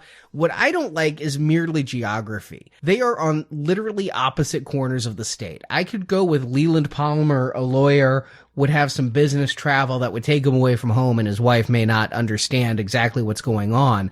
But that Laura and Ronette are traveling cross-state, and nobody's noticing that they're missing, and that Leland's going down there.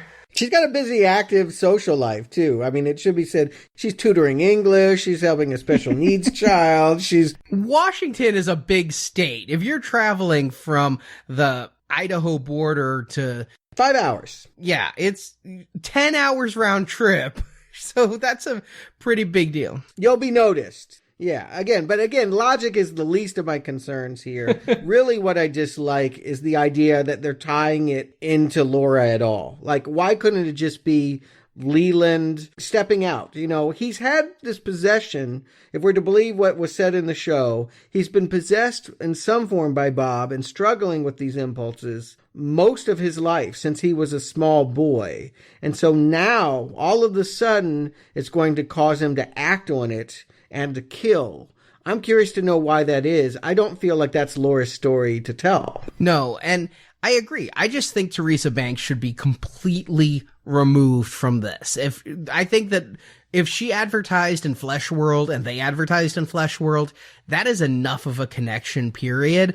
I don't think Teresa should have known them. It makes the connection far too great. When Cooper comes up and he's looking for a letter under Laura's fingernail, that should be the only connection between the two cases. If Cooper was a better investigator, and I argued for much of season 2, he's not that good at his job. If he was a better investigator, he would have found out a lot more of these connections. We never even knew Teresa Banks was in Flesh World. I mean, the fact that Cooper, we do get a scene earlier where he's like, oh, I've had a vision of the next victim. She's sexually active and a blonde. And Albert's like, well, that could be anyone. And she's serving food right now. Like, he's having visions of who the victim's going to be. Yeah. Look, this is Chewie and Yoda knowing each other in Revenge of the Sith. It's making it too small. Yeah, I don't know what that means, but I agree with you. I do not like the idea that they want to tie it up so tightly, particularly when it doesn't tie well.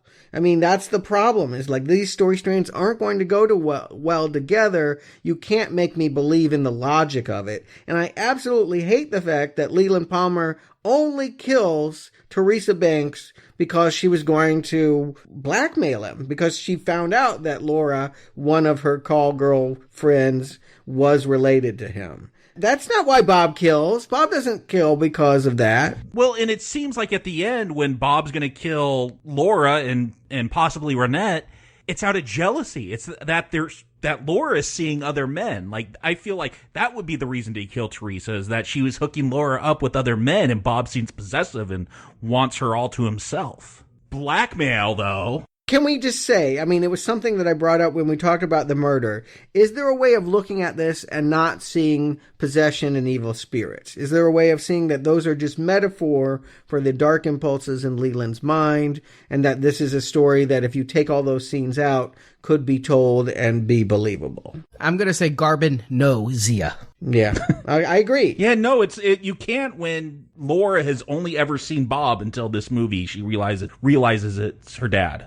Well, there's mass psychosis, shared psychosis. For 6 years? And he's been drugging people, so maybe if he drugged Laura every time and put on a gray wig. But we don't see that. We see that he drugged Sarah, put something in her milk, I'm sure. All right, here's a relationship we haven't brought up yet, but is really important in the show, and don't know what to make of it here. The killer, the Phantom, Bob, had a friend who also helped him kill. At some point in the last 40 years, he was partners with a Mike. And that Mike is now a one-armed shoe salesman named Philip Michael Gerard, who pops up way late in the movie to swerve in a camper van behind the Palmer convertible when Leland and Laura are on their way to breakfast, to scream, and I'm going to quote it, "You stole the corn. I had it canned over the store," and miss the look on her face when it was opened. There was a stillness, like the Formica table. I should have turned on subtitles because I didn't understand a word he said. I did turn on the subtitles for that too, and the only line I got was "the thread will be torn, Mr. Palmer." That was the only one I could make out, but yes, I did subtitle the rest. Yeah, he knows.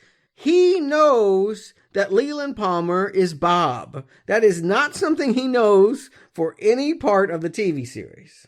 And that would be really important to know. Maybe he stopped taking his medicine at this point and starts taking it again once we get into the TV series. And then they take him off that medicine and he still doesn't know. If you're going to use prequel analogies, this is the same as Qui-Gon teaching Obi-Wan instead of Yoda. Because when Mike showed up at this, didn't see this movie for 20 years. I had no memory of Mike in it. But what Mike does in this movie makes absolutely no sense when you got to figure out 2 and 3 days later, he's like, "I'm a shoe salesman. I don't know what you're talking about. What do you mean?" And here he's chasing after Leland at a stoplight, and Leland's revving his engine and they're shouting. Did you notice the Indian yelp too? I did. And then later on, he's going to be at the murder scene. Hey, the log lady's log gave us a census count and he was not there. That is embarrassing. I will get there. We're almost at the murder. Believe it or not, we've kind of gone through all the major things in the week. I want to talk about one other murder. Yes, I got questions about this. Yeah, I know where you're going. It's the other major event of the week, as Bobby said one time, she told James that Bobby killed someone. In the diary, it was one story. We're going to get a different story here. Was this in the TV series, though? It's very similar, though. In both cases, it was a drug deal gone bad, and it was just kind of a self-defense killing. In neither case is Bobby that bad a guy. But yes, this is a direct conflict with the diary. And in a cutscene, we're going to find out what it is Bobby's working with Jacques to score some drugs, $10,000 worth of cocaine. And this guy's going to meet them out in the woods by the Packard sawmill to give them the cocaine. They get there, the guy pulls a gun. In a cutscene, we'd find out that isn't even real drugs. It's all baby laxative, which they used in the show too. Remember the baby laxative? Yes, they cut the cocaine with baby laxative, yeah. My question is, was the guy delivering the drugs like the deputy from... Yes. Yeah, okay, that was the deputy. It's Cliff Howard, the deputy from Deer Meadows. Yes. Okay. I was so confused because if you did watch the TV show, I actually thought it was the Mountie. It does look like him. Yes, but then he gets shot, so I'm like, that can't be the Mountie. Was there ever... I get in the book, The Secret Diary, they mentioned this death. This was never set up in the TV show, though, was it? I don't remember, like, Bobby running around saying he killed someone. No, but James had that conversation. Laura told him, and he tells this to Donna. Laura told him. Which I never believed. It was just talk. But what does this add to the film? Like, this whole thing could have been cut. It explains who Bobby killed. They had this thread dangling. Can we leave anything to the imagination that we either read in a book or saw in the TV series? Like, they have to go here? This is what prequels do. It gives credence to Lil, right? She had a fitted suit, and that was code for that Deer Meadows Sheriff's Department was mixed up in drugs. And so here's proof of that. I stopped thinking about Lil at this point.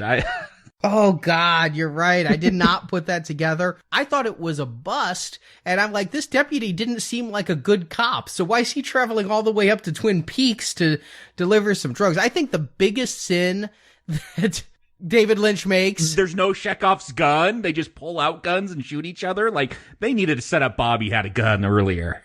All right, yes, they needed Chekhov's gun, but I think the biggest sin David Lynch makes is just because he's shooting all these scenes 20 minutes apart from each other, he's convinced himself Deer Meadow and Twin Peaks are like twin cities.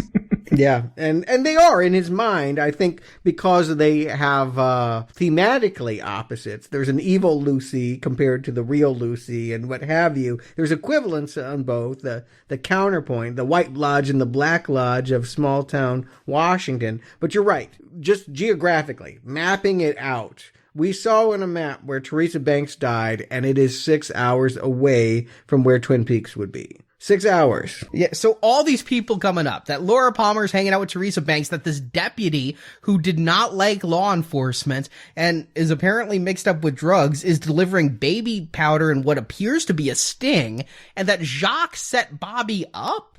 Or is Jacques in on the sting? I don't know what Jacques' role in all of this was. It's never explained, but... yeah, in the cutscenes, we found out he killed for no reason.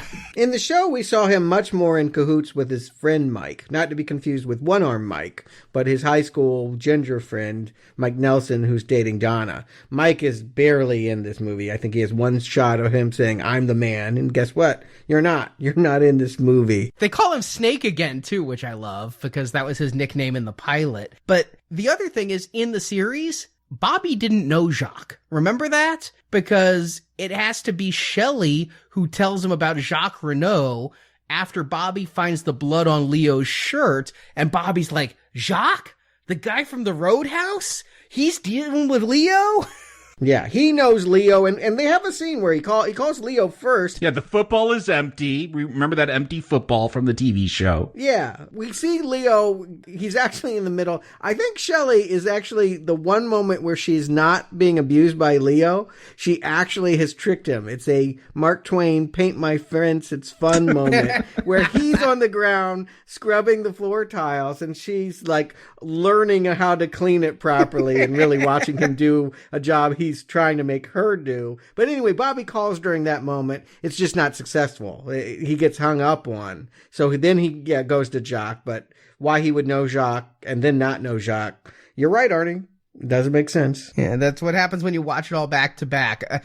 This is such the case. Lucas, Lynch, the fans know their stuff better than they do, and they just don't listen to the continuity people. They're like, I want him to know Jacques. It makes the story I want to tell, so. And both of them are jazz riffing. I mean, keep in mind, I don't think that Lynch is trying to create a cohesive, everything makes sense world. If he did so, he would have scripted all of this out way ahead of time. He would have had 5 seasons mapped out before he shot a frame of film. That isn't what he's trying to do here. He's trying to make it work. And he's marinating in the moment. He's traveled places before, and now he just wants to be here in Twin Peaks, staring at Laura. I do think he gets one incredible moment out of her, and that's the ritual of how she actually is attacked. There is, after all of this, Laura in bed, and we see it all go down. Leland turns on the fan, the ceiling fan. I do love that detail. Because you've seen that fan turning so much to see him turn it on. I don't know what it means. Maybe it's the electricity. Yeah. It's the signal that Bob is coming. And then Sarah drinks her milk that's obviously drugged, unless it's buttermilk. Like, it's clinging to the glass. It's just warm milk to put her to bed. Yeah, it's got to be drugged. Yeah, the horse appears to her. But she sees that horse again. Yeah, that is, I believe, Troy, the horse that was given to Laura when she was a little girl and only revealed in the secret diary. But who knows what it could be. It's whatever you want it to be. But yeah, Sarah passes out and then Bob crawling in through the window. It's a really powerful, icky, disgusting, and effective scene. Yeah, I really am creeped out by that scene. And it does keep with the diary that Bob comes in through the window, that Leland, I guess, goes out his own window to come in Laura's window. Well, she climbs down it. I mean, we see her leaving on the night of her murder. Okay, so there's something out there to climb. There's a trellis or something that she uses as a ladder. My wife was just stunned that she doesn't tear her garters climbing down that thing, but we see this, and then it's in this time that she finally is like, who are you? Who are you? She saw Leland come out of the house, but it's during this rape that she sees Bob transform into her father. Yeah, there's nowhere else to go at this point. It's the moment of realization. She either is going to die or get away. Now, Lynch wanted to take this one step scarier. It was going to be Bob, then Leland, then a pig's head. But Cheryl Lee is like, I am not filming a scene where I'm being raped by a pig's head. That wouldn't even make sense. You haven't established what the pig head means. Oh, but think of all the ways that he could try to tie it in. I mean, maybe a special at the diner that was bacon. I mean, no. I saw production stills of the pig head prop. It was something. Yeah, I'm sure it looked great. You go back to our Saw retrospective, and that's one of our complaints is like, there's a puppet, there's game, there is a pig in that one, isn't there? Like, there's way too many things. Yes, there is a boar's mask. Yeah, there's too much stuff. You don't think Garmin Bozia is the puppet of Twin Peaks? True. Up to this point, I could say that even though, as a continuation of Twin Peaks, it's full of holes and really tonally off, there are effective imagery that is going to be unsettling. And no doubt about it, anyone I've watched this movie with gets creeped out or jolted by something that they see in this movie. It can't not impact you. But the disappointment really is when they depict the final hours, the very last day. I feel like a lot of it is laughable. Like when that angel disappears from the picture? Yes. Angel imagery and the fact that Gerard, the one-armed man, is going to try and chase them down and then give up after Renette is thrown out of the train car. And that Renette is thrown out of the train car. Leland's going to have a dead body. Look down at this living girl who could possibly identify him and go, meh. It's laughable. I mean, again, in the show, this moment haunted us because we only saw it in pieces. We saw the discovery of the train car. We read about certain things, an autopsy report, and we created a horrific image in our mind. Here, it is just goddamn ridiculous and a real wrecking ball to what they built up in the show. It feels like you're getting a clip show. Like, again, we never saw any of this happening in the TV show, but we were told things about bite the bullet, baby. Like, we don't see that, but we see Jock, like, tie her arms up, and that's pretty horrific, like how she's crying because of the pain. Like, not as horrific as it was in my mind, anyway. Yes. Actually, it's worse for me because I kind of figured she was down with the bondage with Jacques and Leo. When she's screaming, Jacques, don't tie me up, and he does it anyway, it's like she was raped twice that night. I mean, that's bad. It is bad, but what I'm saying is it was impactful on the TV show. Even though that was on ABC TV, those moments were more unsettling, and certainly the murder of Maddie Ferguson was more jolting than anything we're going to get in this death scene. This death scene is flat out bad. I'll agree. Yeah, the fact that an angel shows up to protect Renette. Oh, that's so bad. That's so embarrassing. This whole night, it feels like a checklist. Like, it feels like Ingalls was sitting there with like a list. Like, okay, she's got to go on James's bike, and then she's got to jump off James's bike and scream I love you and run away. She's got to have sex with Jacques and Leo.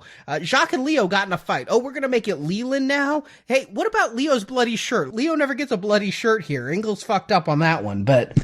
Yeah, and you know what? I think he did get hit, so I presume he bled out. But even in a cutscene, she has asparagus for dinner because that was something written in her fake diary. Oh my gosh. They try, and yet there's things that are screwed up. I mean, she was also supposed to give Josie an English lesson, and the only thing they give Joan Chen to do is a cutscene with Pete selling 2x4s to the guy who works at the Savings and Loan. Wait a second. Asparagus? Yeah, asparagus for dinner. I hate asparagus. Does this mean I'll never grow up? That's right. Does she have asparagus here? I thought it was. I don't remember seeing any asparagus in my gut. No, in a cutscene. In a cutscene. Yeah, that's what I'm saying, in a cutscene. I would think she does that just so, like, she's extra stinky for Jacques. I mean, Jesus Christ. Wow. Nobody okay. fucks after asparagus. One of the things that I'm paying attention to at the end here, besides what she had for dinner or didn't have for dinner, you know, there has been this worry. It seems like her biggest worry, more than what's going on with Bob/Leland, is that Bob wants to be in her, that he wants to possess her. And we do get a shot in that train car. She looks in like a mirror, and you see Bob's face. And I'm wondering, does she get possessed for a moment before she is killed by Leland? And it happened once earlier. There's one scene where, like, she goes all gray face and black lipstick and goth. She looks a little Marilyn Manson. Yeah, she was talking to the shut-in at that time. It was Harold. Yeah, and she, like, goes all freaky when they're making out. I think he's on the verge of possessing her. I do. I think that the death is her escape. That's what we learn in the diary when you read that book, is she would rather die than be possessed by Bob. So we should see this as some kind of Pyrrhic victory. This is what I'm wondering. Did they try to retcon something here? Because we're going to go into the Black Lodge. Leland's going to be hovering in the air, and he has a wound. Like, did Bob try to kill Leland so his body could jump? But then Bob's going to remove that wound so Leland could live. I do wonder, was there some kind of sacrifice by Leland when he was in his right mind for a moment so Bob would not get in his daughter? I wouldn't think so, because I would think that is the one active choice that Laura has to make for herself. That if something were done for her, that just makes this struggle here even more unsatisfying. As it is, they're laying on opera and the angel and we cut to the little man. I mean, we're throwing in the kitchen sink here. It's just disappointing that Lynch, for all his creativity, couldn't see a struggle for salvation in terms that weren't so cliched. I mean, this is just cliched BS stuff. There's a lot wrong with this, but I still think that there's some haunting imagery. I still find this entire thing disturbing because you got two girls helpless, tied up, screaming. You've got the thing I mentioned earlier, I never thought you knew it was me. And all of this is really impacting me until the angel shows up. And then I lose it. Even that scene where Leland is like taking the girls to the train, they try to do the flashlight shot where he's doing that grimace. That grimace that is so terrifying when he kills Maddie, but he's like riding them like reindeer or something. It just looked goofy. I can honestly say none of the visuals worked for me in the last day of her life. That line about, I thought you knew it was me I agree. That was a moment to ponder and to linger on. Let me stick up for this angel, then, that shows up at the end, because I'm usually the guy, like, when something goes so literal, it really turns me off. Yeah. But I feel like Lynch knows that. Like, he's set this whole thing up with these silly angels, and so to have this angel at the end, and I do wonder, is this a flash forward? I know time works different in the Black Lodge. When we saw Laura at the end of the TV series, it was doppelganger Laura, where she was evil. Here, she's happy to see this angel. I wonder, is this 25 years later and Coop has finally helped her to see the light? Look, it's so cheesy, but I do like when it just focuses on Laura's face and she goes from crying to laughing. It's that emotional outburst that Lynch always has in his films. I don't know. It's effective for me. It works. But shouldn't an angel who is arriving cut both of their ties and let them both escape? Yeah, and I thought this was played by versions of themselves. I thought that was Ronette as an angel and Laura as an angel, but apparently they were different actresses, and it was two different actresses. I don't associate angels with the spirits that we see in the Red Room. And in fact, what I've always enjoyed about Twin Peaks' nuttiness is that it sees evil and good in very creative ways. And here, to go with a very literal, totally Christian view of what salvation would be, just feels, I don't know, incredibly lazy and not in keeping with Twin Peaks whatsoever. I agree. And then you throw Mike into the mix and this is really falling apart. Oh, that is so awful. I like that angels, I mean, we've always dealt with the Black Lodge. The White Lodge has to have something. That it's an angel is incredibly cliche, and I really think Lynch could do better than that. I mean, it could have been that monkey that we saw. Yes. Eating some cream corn, I guess. Yeah, well, no, the cream corn is the pain and suffering, so only the evil people eat cream corn. Oh, okay. I thought that the monkey was David Bowie, though, because at one point it speaks and says, Judy. It actually speaks in his voice. That must have been a cutscene. I don't remember the monkey talking. No, it's there right at the end. It really does. He whispers it, but it's there. Okay. Oh, dear God, I do not remember a talking monkey, but... Yeah, it talks. And I'm not sure that it could bring salvation to Laura any better than these angels. I'm not sure that there's anything that can. I guess that's my point, is that they would like us to believe, like many Lynch endings, The Lady in the Radiator or Glinda the Good Witch, that a campy figure can bring some kind of genuine salvation to characters is a bridge too far at this point. I cannot buy it in a story that should be about harrowing sexual abuse. And then Leland puts the body in the water and goes to the Black Lodge. We go back to those sycamore trees and the red curtain, and we get a shot of him with the black lipstick and the white face. He looks very glam rock, and he's gonna go visit Mike, who is in the Red Room now.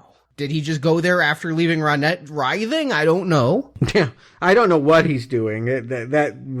Terrible. The last moments I just feel like are a way of trying to say there's more to be mysterious about. Let me give you some weirdness so that you're still asking questions, because I wouldn't want everything to be resolved. And yet this feels like a movie in which everything we saw was a foregone conclusion, and the way that we saw it was pretty stupid looking. But then we get this thing here, which is strange, where we finally find out what Garmin Bosia is, the pain and suffering. And the little man is demanding it from Bob. And the little man's going to eat the pain and suffering. It's like setting up some kind of weird power struggle over this and what Bob owes or something. The commerce of afterlife, yes. Yes. We all have to pass through the Black Lodge. It's mentioned in the show, and I guess hopefully I'm worth my weight in cream corn. I know that this has got plenty of corn. So Jacob Stewart, do you recommend Fire Walk with Me? Jacob. You know, I'm trying to think of who this film is for to recommend it to.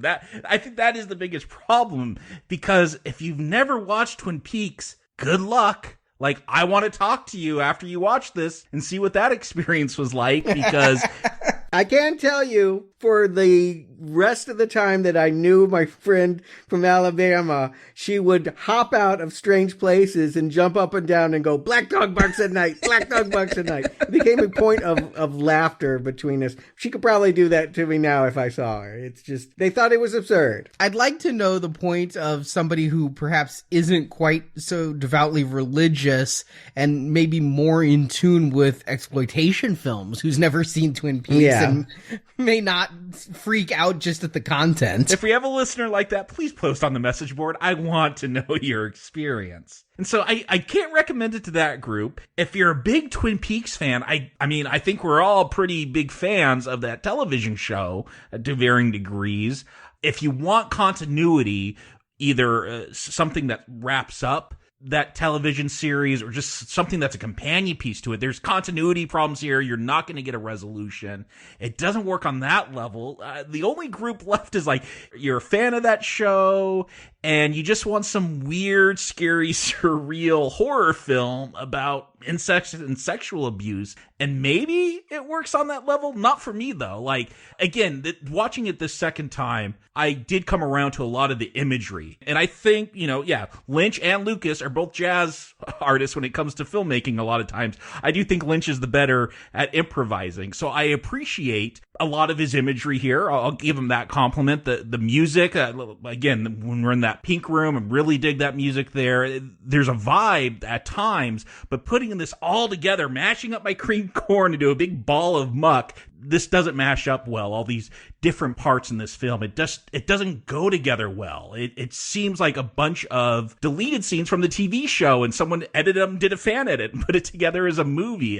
It's not compelling to find out that Laura is pretty much what you thought of her, just a drug addict and a kind of a miserable person. I feel like that is the biggest disappointment, is that I still don't feel that Laura is a human being. She is still a corpse, even watching her last week in this film. So this is a not recommend. Stuart. Yeah, when I saw it initially, I just thought it was a very shrill, cruel, mean movie. I thought that basically Lynch made it out of spite. He wasn't thinking about fans, he was venting. ABC killed his series, and he was identifying Laura only in the way that he felt abused and tried to do that abuse to us. Well, it's not my fault that it got canceled. I watched every episode. I loved your show, and then you do this to me. What I have tried to do with this viewing is just totally detach the name Twin Peaks. Throw that away. This is a shitty Twin Peaks movie. It does not continue that series whatsoever, and if you've never seen the series, it's even worse. It's incoherent. What I hoped to see when I watched it this time was Blue Velvet told from Dorothy Vallen's point of view. How does an innocent woman preserve herself when she's under the manipulations of a predator? How is she going to fight this Frank Booth? This time it's Bob and Laura. The difference is Blue Velvet felt authentic because of where it was coming from. It was about Oedipal complexes. It was about how to become a man. The story here feels phony. I take its portrayal of incest about as seriously as I take Mommy Dearest's portrayal of child abuse. I think that all the wacky surrealism makes Laura's plight look silly. It does not enhance the horror in many cases. It just looks foolish and trivializes a very serious subject matter. I've seen good movies that straddle camp and horror. Requiem for a Dream, Breaking the Waves. I mean, there are films that can do it. This is no Elephant Man. This is a freak show with no empathy. And so the only thing I can think is I am not a survivor of incest. I have not known people in this situation. Maybe the only audience for this are people that have gone through it and find in some way that the surrealism taps into the way that they feel. I don't know. I actually read online that some people say that, yes. I hope it's healing for somebody, but I know it's hurtful for me. This is David Lynch's worst film. I hope he never makes anything worse, and I certainly hope it's not reflective of what he's going to do in season 3. That is the big fear, right? Lynch Unleashed is what we have here. The nice thing to know about season 3 of Twin Peaks, what's coming out on Showtime, apparently every episode is written by Mark Frost and directed and heavily influenced by David Lynch. Yeah. Oh, Frost being back on board makes me feel really good. They need to both be there. As for recommends, all right, I'm going to go with this movie, you know? First thing you've got to learn is to have a good attitude. That's the key. Anybody will tell you that. I'm going to have a good attitude when I start here. There's a lot of this movie I like. No, it's not a moving portrayal of incest. So take that out of the equation and take this movie for what it is. It is really trippy. And I mean that like in the drug sense of the word. When you go into a darkened room, and I suggest if you watch this film, do this. Go into a darkened room. Don't take your phone. Don't let anybody interrupt you. Turn off the lights, crank up the sound, watch this movie like you were in a theater. And if you do that, it certainly will set a mood. It will certainly, with its music and its imagery, both of those things combined are stronger than any bit of the script and the dialogue. The dialogue, the script, and some of the plotting that really hurts it. But there is a vibe here that moves me in similar ways as the best episodes of Twin Peaks. But there's a lot of problems here, story problems, things that don't make sense, things that are outright silly, especially when the movie should be at its most dramatic. Having Mike and an angel running around during the murder of Laura Palmer undercuts what should be the most dramatic scenes there. The fact that it's a snuff film. I don't really feel like Laura is redeemed when this thing's over. I don't feel like she was a very active participant at all. I never saw her wanting to get out of hooking and wanting to get off drugs or do anything to save her own life. I feel like we watch a woman die and the movie kind of glorifies that. The problem is, do I recommend this? And it's hard because it's part of a mythos that's going to continue. And you said the jumping guy with the mask is going to come back. There's stuff here that I'm sure Garmin Bozia, I'll be surprised if we get through 18 hours of Showtime's Twin Peaks series and don't hear Garmin Bozia. I expect this stuff to come back. Chester Desmond isn't coming back. Ever, probably, but so it's better. Wouldn't that be the surprise guest? So because of that, it's almost tempting to recommend because it does continue the story that is going to continue still. When we reviewed bad episodes of Twin Peaks, and there were some, we all said we got to keep plowing through because it's part of a bigger saga, and you can't just skip a few episodes, you'll be lost. And if you do watch this, I'm more inclined to recommend the Q2 cut that you can only get by going to the Black Lodge on the internet, but you're going to see so many more of the characters you liked in Twin Peaks, and you're going to see so much more fleshed out, and you're going to see more David Bowie. So I kind of feel like I'm recommending this film, but I'm still going to give it a red arrow because it's not a good film, and I don't like this film. So it's a red arrow, but it's kind of a recommend just because I like Twin Peaks so much, and I think that this is going to pay off later. Yeah, well, let me be clear. I think that if you're a completist, you have to. I'm a completist. So yeah, I watched it. I may even watch it again before the series gets going when I get prepped for what's to come. I consider it part of canon, but I consider it the very worst episode. And again, I really hope it isn't the way that Lynch is going to direct the new series. And it could be. This may be telling, but I don't feel it's the worst episode of Twin Peaks. I agree. There is worse episodes than this, yeah. All right. Well, we'll agree to disagree on that. It is funny to note, just on a moment of levity, that Lynch did return. 1 year later, he did not make another chapter in this proposed trilogy. That may never happen. And the next ones, I remember you telling me at the time, I was pissed. You're like, I don't know where you got this, but so I'm quoting you, but you told me Lynch said if he did any more, he was going to go even further back in Laura Palmer's life. He was never going to pick up after the series. Well, he didn't bring Laura Palmer back, but he did bring back Agent Cooper and Shelley and so many people from the series for a very fun cash grab for Georgia canned coffee. Big in Japan, Twin Peaks Fire Walk with Me was a mega hit. I think the biggest grossing film of all time for a while until Titanic came out. And they wanted to capitalize on that, so Lynch directed 4 episodes of a Japanese man named Ken coming to Twin Peaks, partnering with Dale Cooper, and going to look for his missing girlfriend who's been sucked into the Black Lodge, and at every given turn, finding some delicious coffee in the form of a canned brew named Georgia coffee. That sounds like it could be an actual episode. There's so many things wrong with this. For example, Japanese people drinking canned coffee named after an American southern state. Sure. You know what? I actually think that this is a pretty fun, creative little... It's a 4-episode arc. It's on the internet. You can Google Twin Peaks Georgia Coffee. I'm sure it will pop up. I think one version is labeled Twin Peaks Sells Out. Yes, that's what I watched. And I love they bring back details. You went on in Now Peeking about the deer head being a symbol of who the killer is. They brought back the deer head. They did. The snooker balls that remind them of cherry pie. It's almost like every time that they're getting a lead on the case, it just makes them want to go eat the food. And maybe that's the way the Japanese saw the TV show. I don't know. But it's actually, for what it is, let me put it this way. I had a lot more laughs with that 2 minutes than I did in these 2 hours. And apparently, Lynch did return to Twin Peaks the next year as well. What I'm reading, I can't find any official confirmation of this, but all those Log Lady intros they did for Bravo that are on the DVD set, yeah, apparently those were all written and directed by Lynch. Yeah, I've heard that as well, and I believe that. So yes, he was... I think he does. I think he considers that show, even though it got away from his own vision, as a part of his canon, something to take care of, and I think... yeah, being able to take his friend Catherine Coulson and reintroduce those episodes and finding ways into talking about them through the Log Lady was a way of coming to peace with what went wrong with Twin Peaks.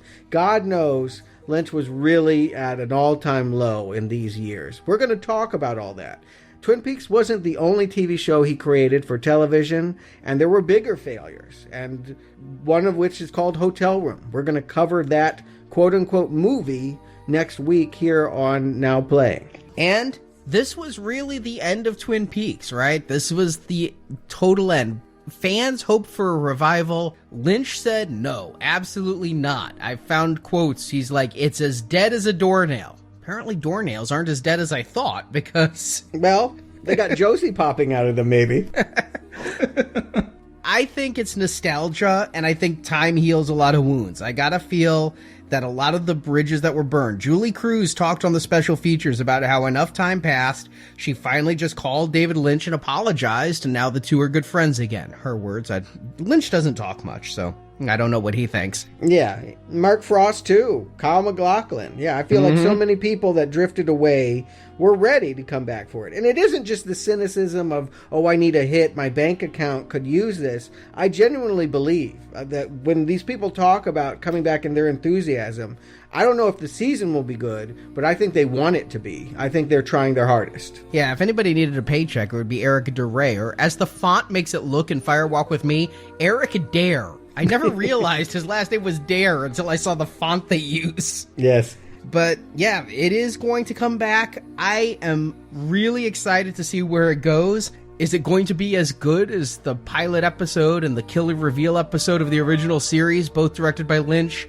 Or is it going to be 18 hours of Fire Walk With Me and Angels and stupidity? Yeah, or maybe some combo of both. It would be too much to ask for anything better than what we've got. But if it can bring a satisfying close and answer some of the lingering questions and mysteries that season 2 left us with, it'll be enough for me. We got 2 months to find out. In the meantime, let's cover the rest of Lynch. Let's see what else he was doing. I know I'm excited to get to Lost Highway, Mulholland Drive. Yeah, there's Inland Empire. Don't forget, we're also doing the Fast and the Furious 8, Fate of the Furious. Sure, but we have to delay that a week. I know it's going to come out in a week when we're just not available to record, so you're going to get the straight story instead of really fast cars. You get a Disney film. A guy on his riding lawnmower is going to captivate us with the slowest cross-country drive. So all that coming up at nowplayingpodcast.com. And again, join us at nowpeakingpodcast.com. It's our spring donation drive, and it helps support the show. And you get a lot of hours of podcasts for $29.99. We have gone nearly an hour a show or 45 minutes a show on the original series of Twin Peaks. And then, yes, for the season pass, you're going to get all the upcoming Showtime episodes, or you can just pick and choose at 99 cents an episode, all at nowpeakingpodcast.com. So Jacob, Stewart, thank you for joining me, and I don't know when I can come back. Maybe never.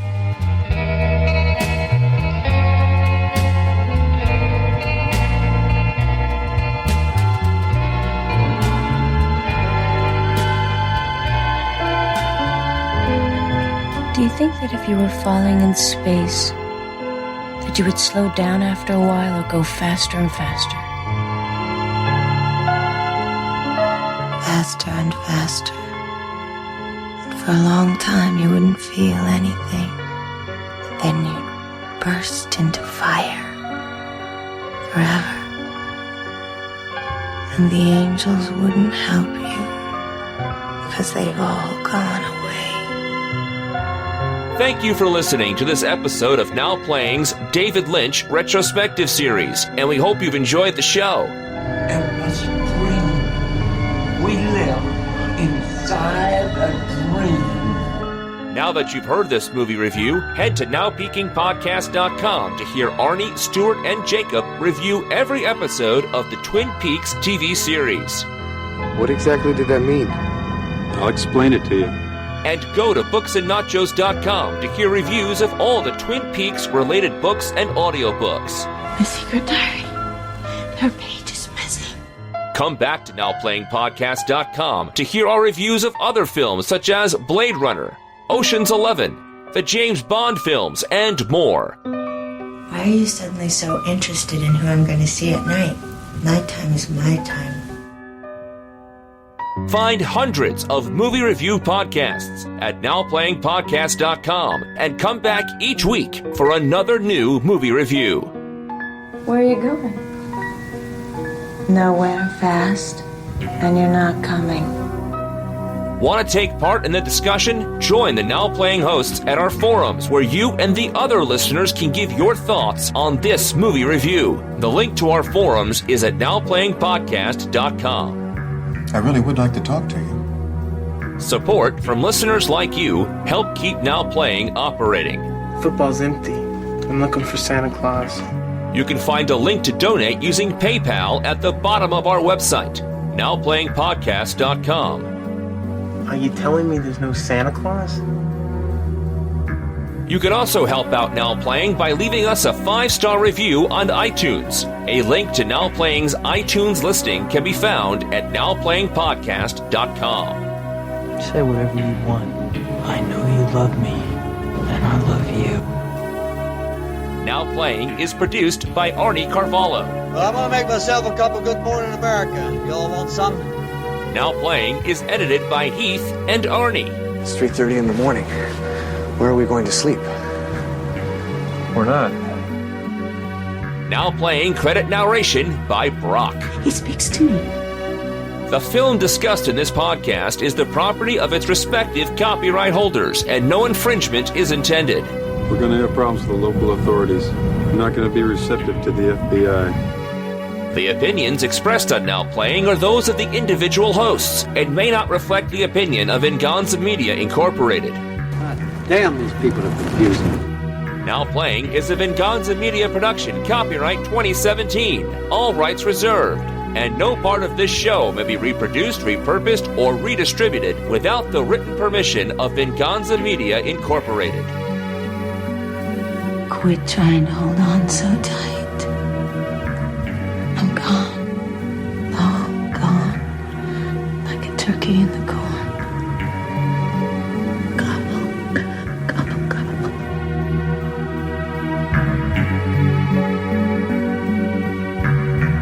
Laura Palmer. See you later.